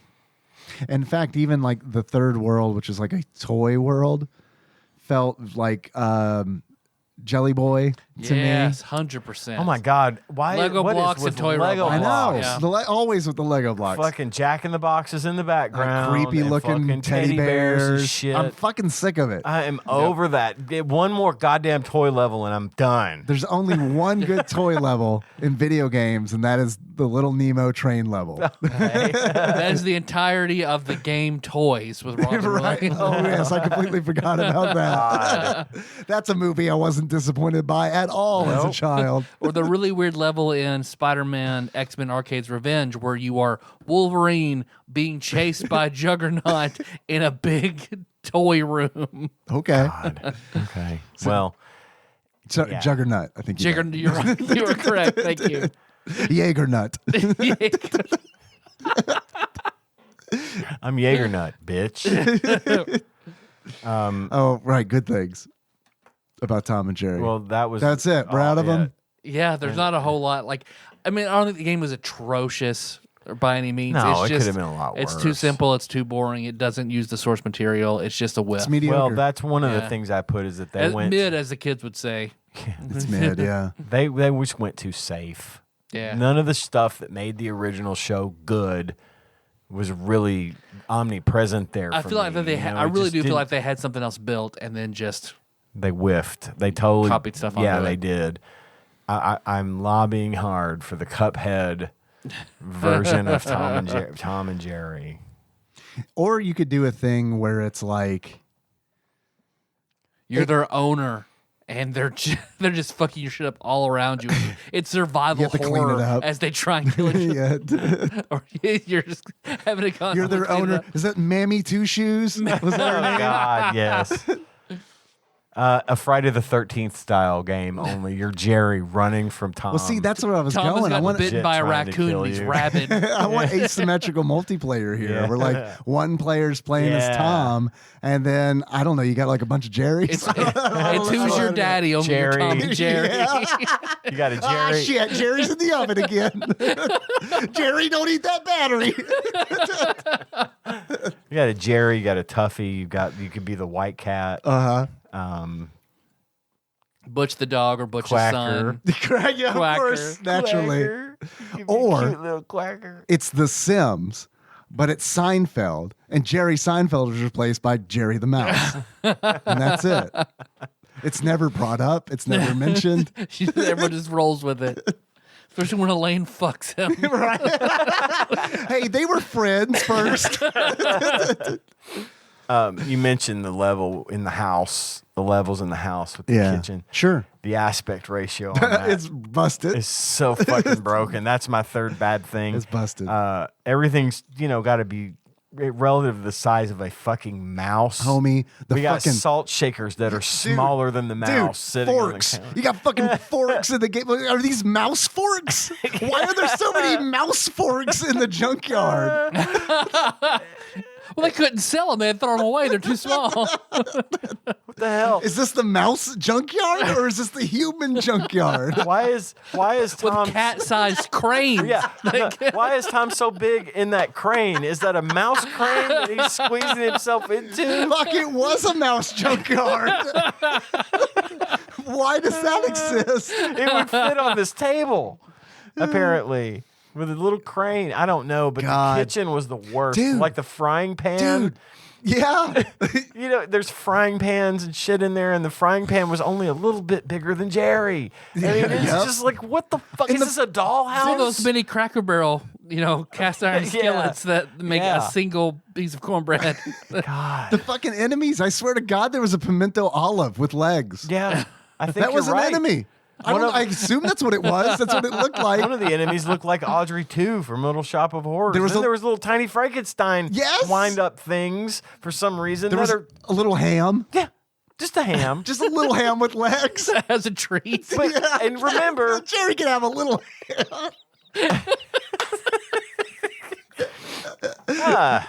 so it goes with my cheese so nicely. It was bad because the little wind up Frankenstein dolls would have had to have been like a centimeter tall. Yeah. It's like it loses you because they're trying to create this illusion that you're a mouse in this giant world. Right. But nothing is proportional. Nothing is proportional It's to a just mouse. ultimately lazy. Like, Yeah. And you're throwing marbles. You get what we're trying to do, right? I mean, I think that we didn't do a good proves job of it, but that proves it was a different game. it That could. they just slapped Tom and Jerry on. So Yeah. it was meant to be something else. And they Jelly just- Boy 2. They didn't even fucking think about the forks. No, it's fine. No one will question it. And to reinforce that, earlier I misspoke when I said that there were 20 levels in the game. That's completely wrong. I'm just bad at math. There are 12.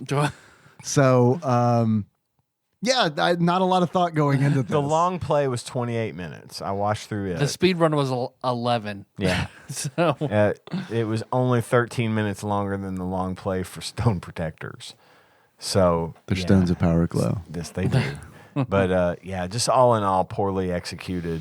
God, I'm so glad you mentioned the size of the fucking forks Fucking and shit. salt God. shakers. The fucking Oh my salt shaker would have God. been half an inch tall. Yeah. Yeah. Oh, God. What the fuck salt shaker is half an inch tall? And don't tell me it's a perspective thing. No. He's on a countertop. That thing can't be more than a foot away. I mean, unless it's I guess a kid's because Melissa as a kid, she had all the little tiny boxes of Cheez-Its and shit like that for little bitty play sets. Polly Pockets. But that's still weird. Yeah, it's between a Polly Pocket and a full. Yeah, because I still have some of my fridge that are magnetized.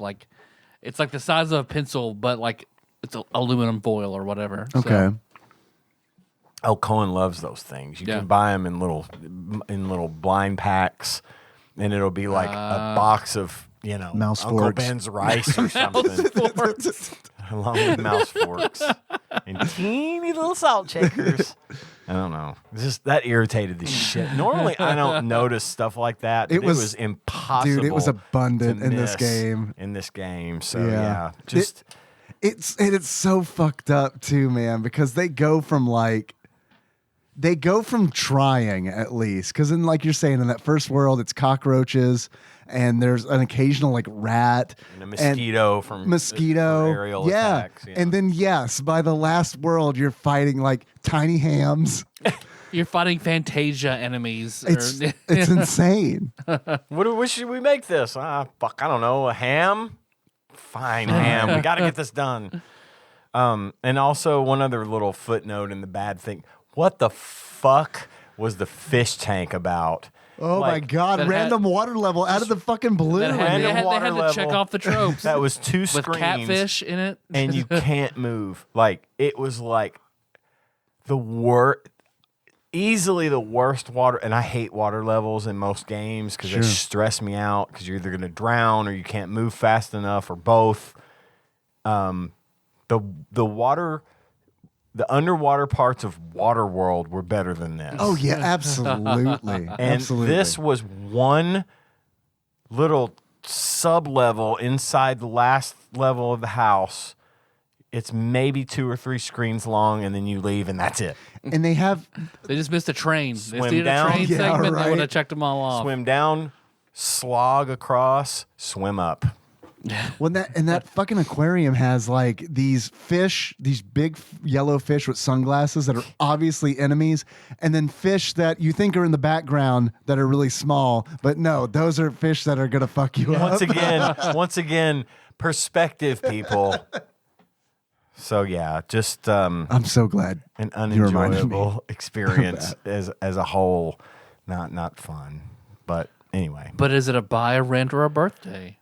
This is maybe a rent. Maybe. I mean, I probably would have Worst rented case it scenario, and been like, what the fuck? And been glad I didn't get it for my birthday. Yeah, I would have rented it, beaten it, and been like, I don't want that again. Yeah. Definitely a one weekend Dave? disappointing rental. Nah, like this. If I saw this on the shelf as a kid, I would have known this was poison. I wouldn't have even picked it up. This might have been a birthday. As in, like, somebody knows that I like watching cartoons and have a Super Nintendo. And they're like, oh, here you go. I'll appreciate this when I'm almost 40 and collecting video games and I don't have to buy it later. I won't appreciate it even then. It's not a good game. It's not. And it's not like a proud one to have in a collection either. I mean, it's just a filler, right? And I think that's Filler that's is the a good best word name for for it. this game is filler. Yep.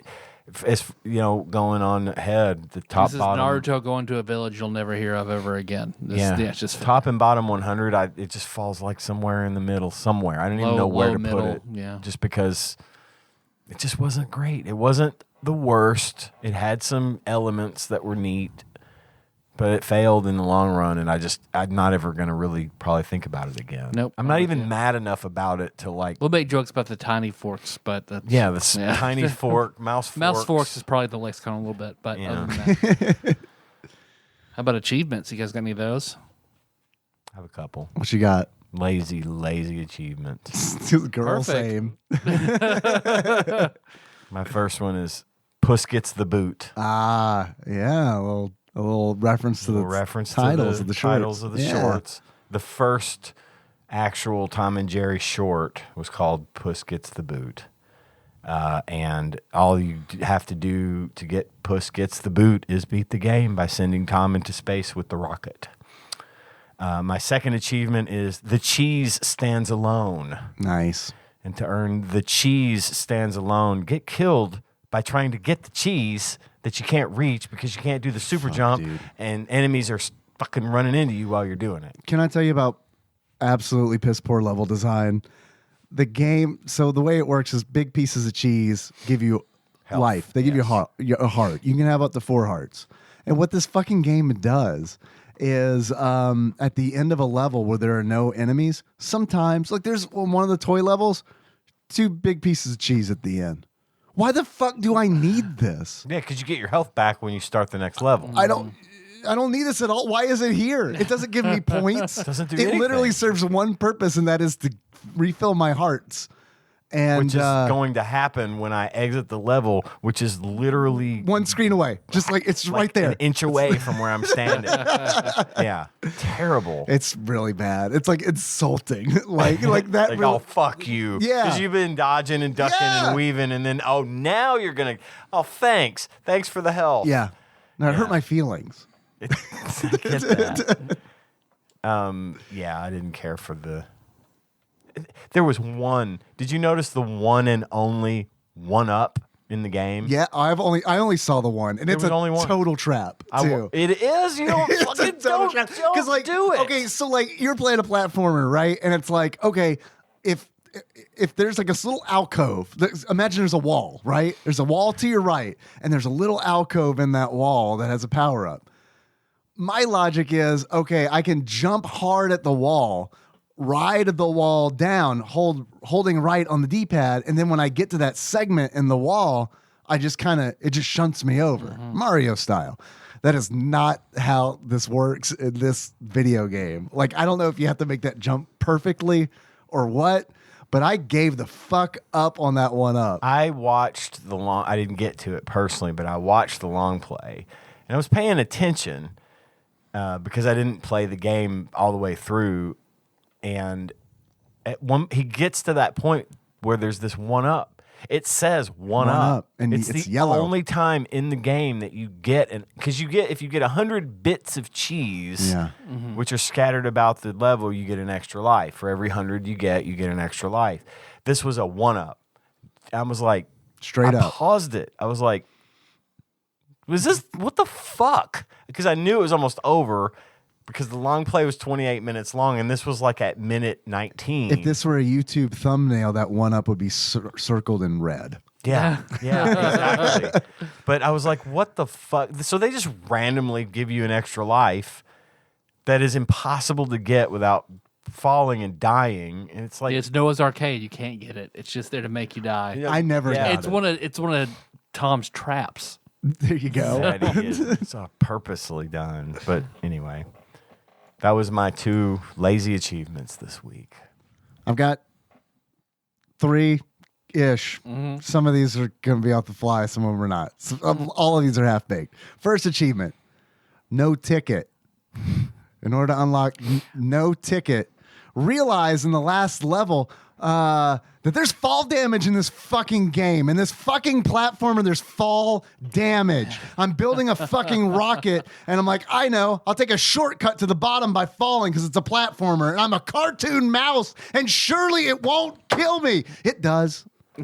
Damn. Did you not know this was a cinematic Tom and Jerry platformer?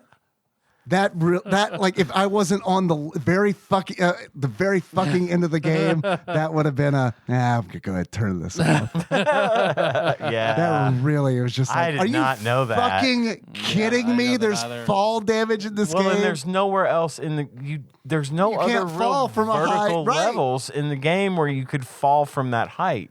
It's kind of like the pushing thing. It's like suddenly there's this thing that Rules we are didn't different, know by the way. about. Yeah. Wow. Horrible. I fucking hate that boss fight. Wow. Like, I mean, it's just like, because you're like, it takes so long to kill Tom. That makes a lot of sense. I would have felt the same way about that level if I hadn't just watched someone do it as opposed to playing it and having fall damage. I did not know that was a thing. So I got no ticketed. An invisible Indiana Jones threw me off of a zeppelin to my death. Gotcha. Next achievement I have, playing off of yours, Ian. This was my favorite of the short titles. Saturday Evening Puss. Nice. In order to unlock Saturday Evening Puss, fucking turn this off and go have sex with your wife. That's how you unlock that one. Or it doesn't have to be your wife. Any puss will do. Any consenting adult. Any puss will do. I don't think you heard me. Save it for your achievement. I didn't say the word consenting, did I, Tyler? Next achievement. Who moved my cheese? There you go. In order to unlock Who Moved My Cheese, give up on that one up and collect about fucking 1,000 cheese bits, which is what I had to do. I had to start farming cheese bits near the end of the game. They come just back. to try to get through. There are no continues in this game.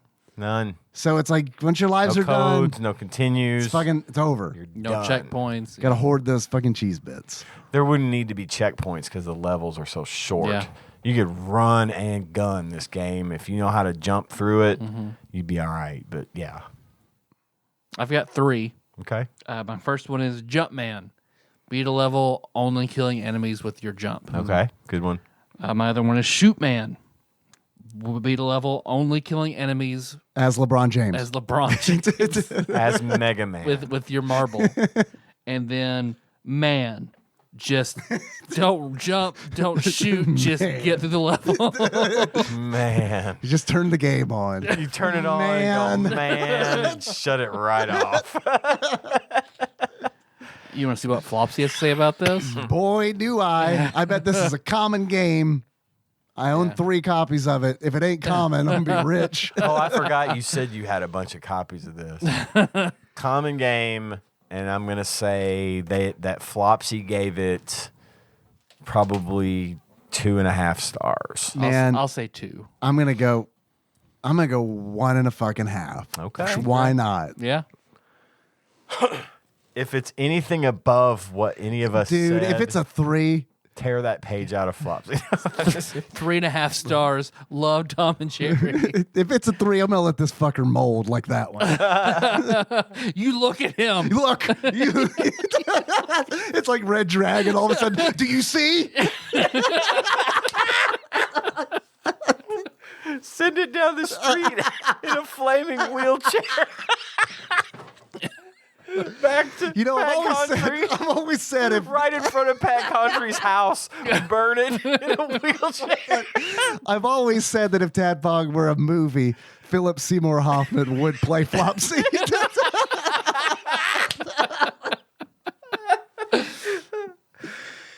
Fuck. God damn it, Tom and Jerry, fucking Flopsy, what are you doing to me, man? What are you fucking doing to me? God. According to Flopsy, no. God damn you, motherfucker. According to Do you Flopsy, see? aka the ultimate Nintendo. It's man, I'm gonna chuck this so bad. AKA the Ultimate Nintendo Guide to the SNES Library 1991 through 1998 by Pat Contry, courtesy of Monster Ball Mike and of Shadowy Benefactor. Tom and Jerry, common game. 3 stars. Fuck. 3 stars. My dudes, 3 I stars. was being generous by saying 2.5. Oh my God. No fucking way.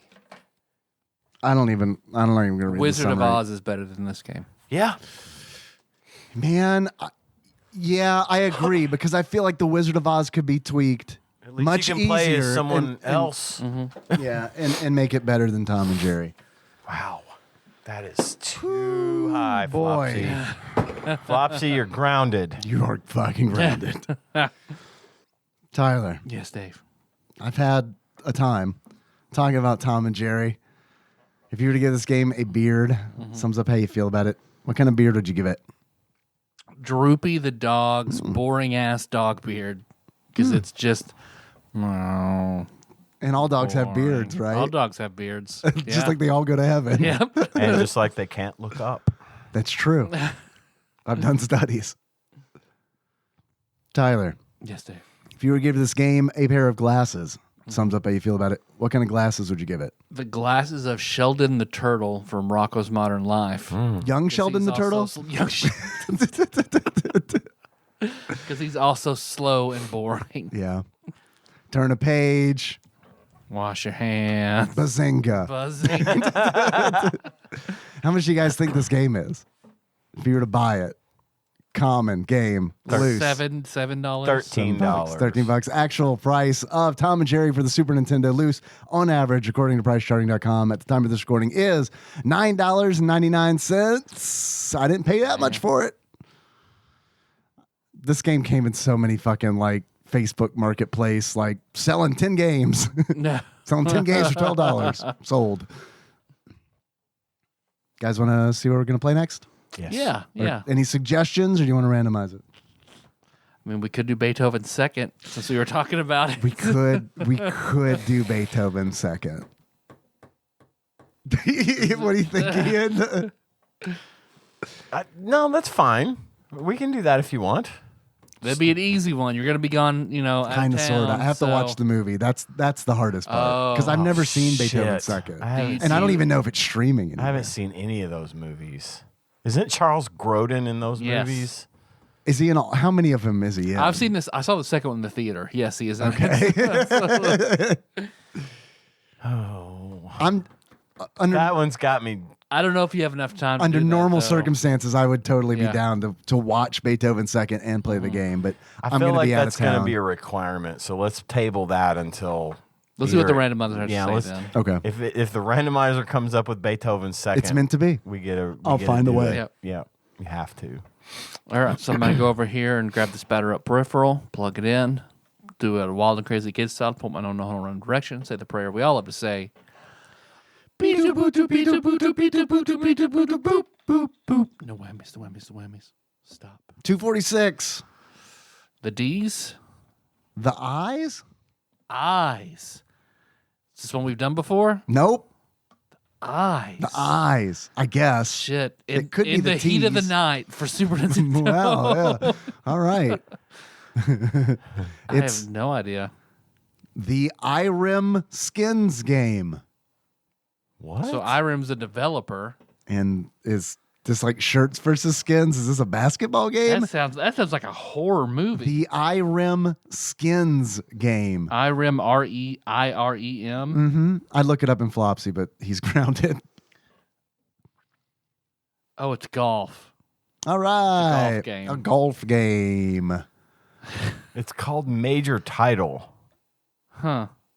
It's coming up as It's coming up as Major Title.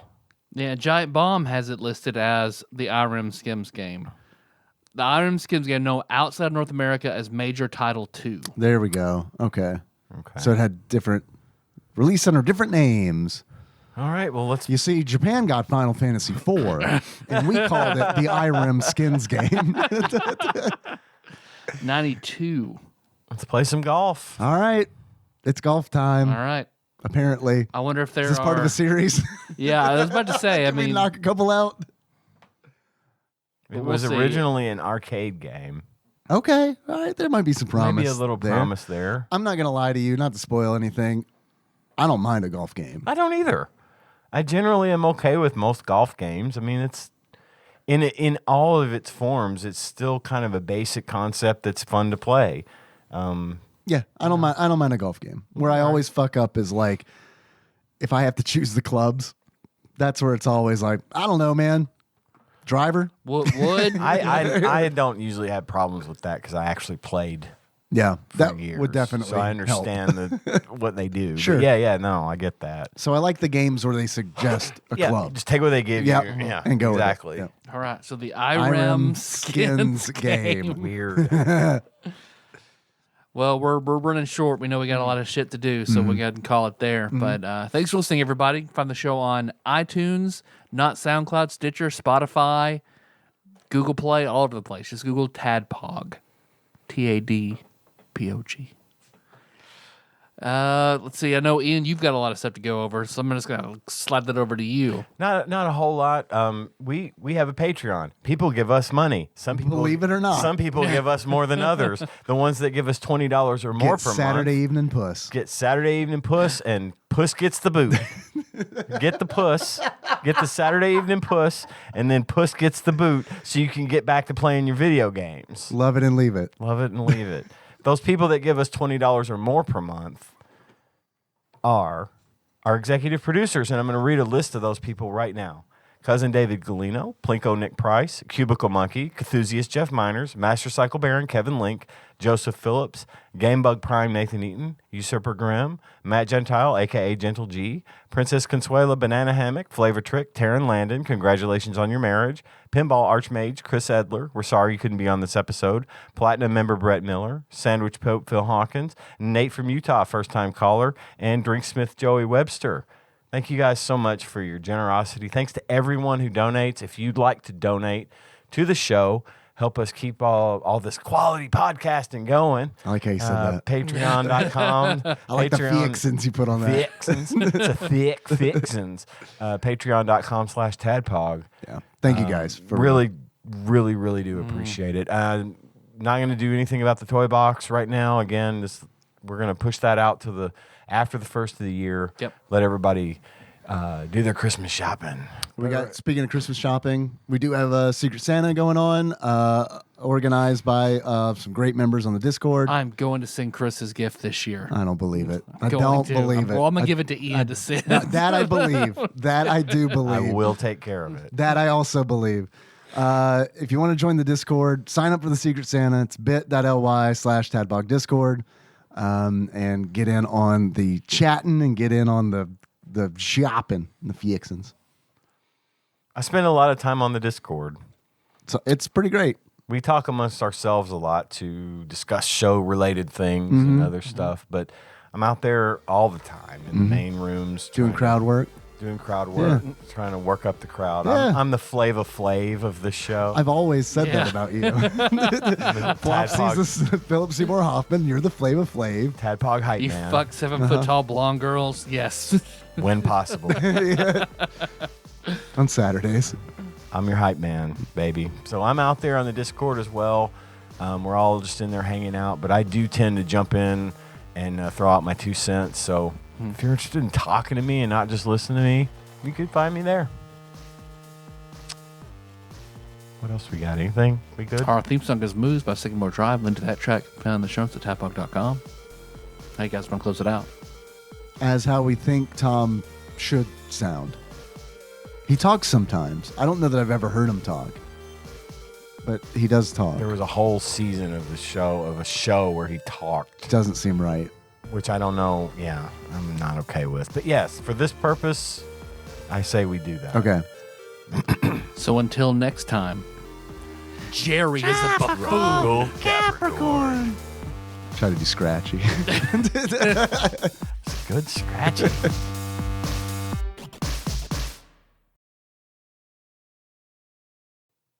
Computer, Oh boy. give me a list of all Hanna-Barbera characters.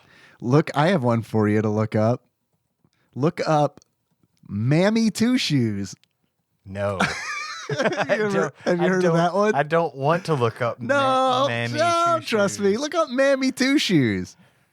Flagged for racism. Oh my God. Yeah, I remember Mammy Two Shoes. I did not realize her name was Mammy Two Shoes. I don't remember her at all. Those are the old cartoons. Yeah, like the first iteration. First appearance, 1940. Last appearance, 1952. And everybody thought that was hilarious. I mean, I still Racist think it's characters. hilarious, but for a different reason. Yeah. Mammy Two Shoes. Hanna-Barbera character. She just birthed some babies.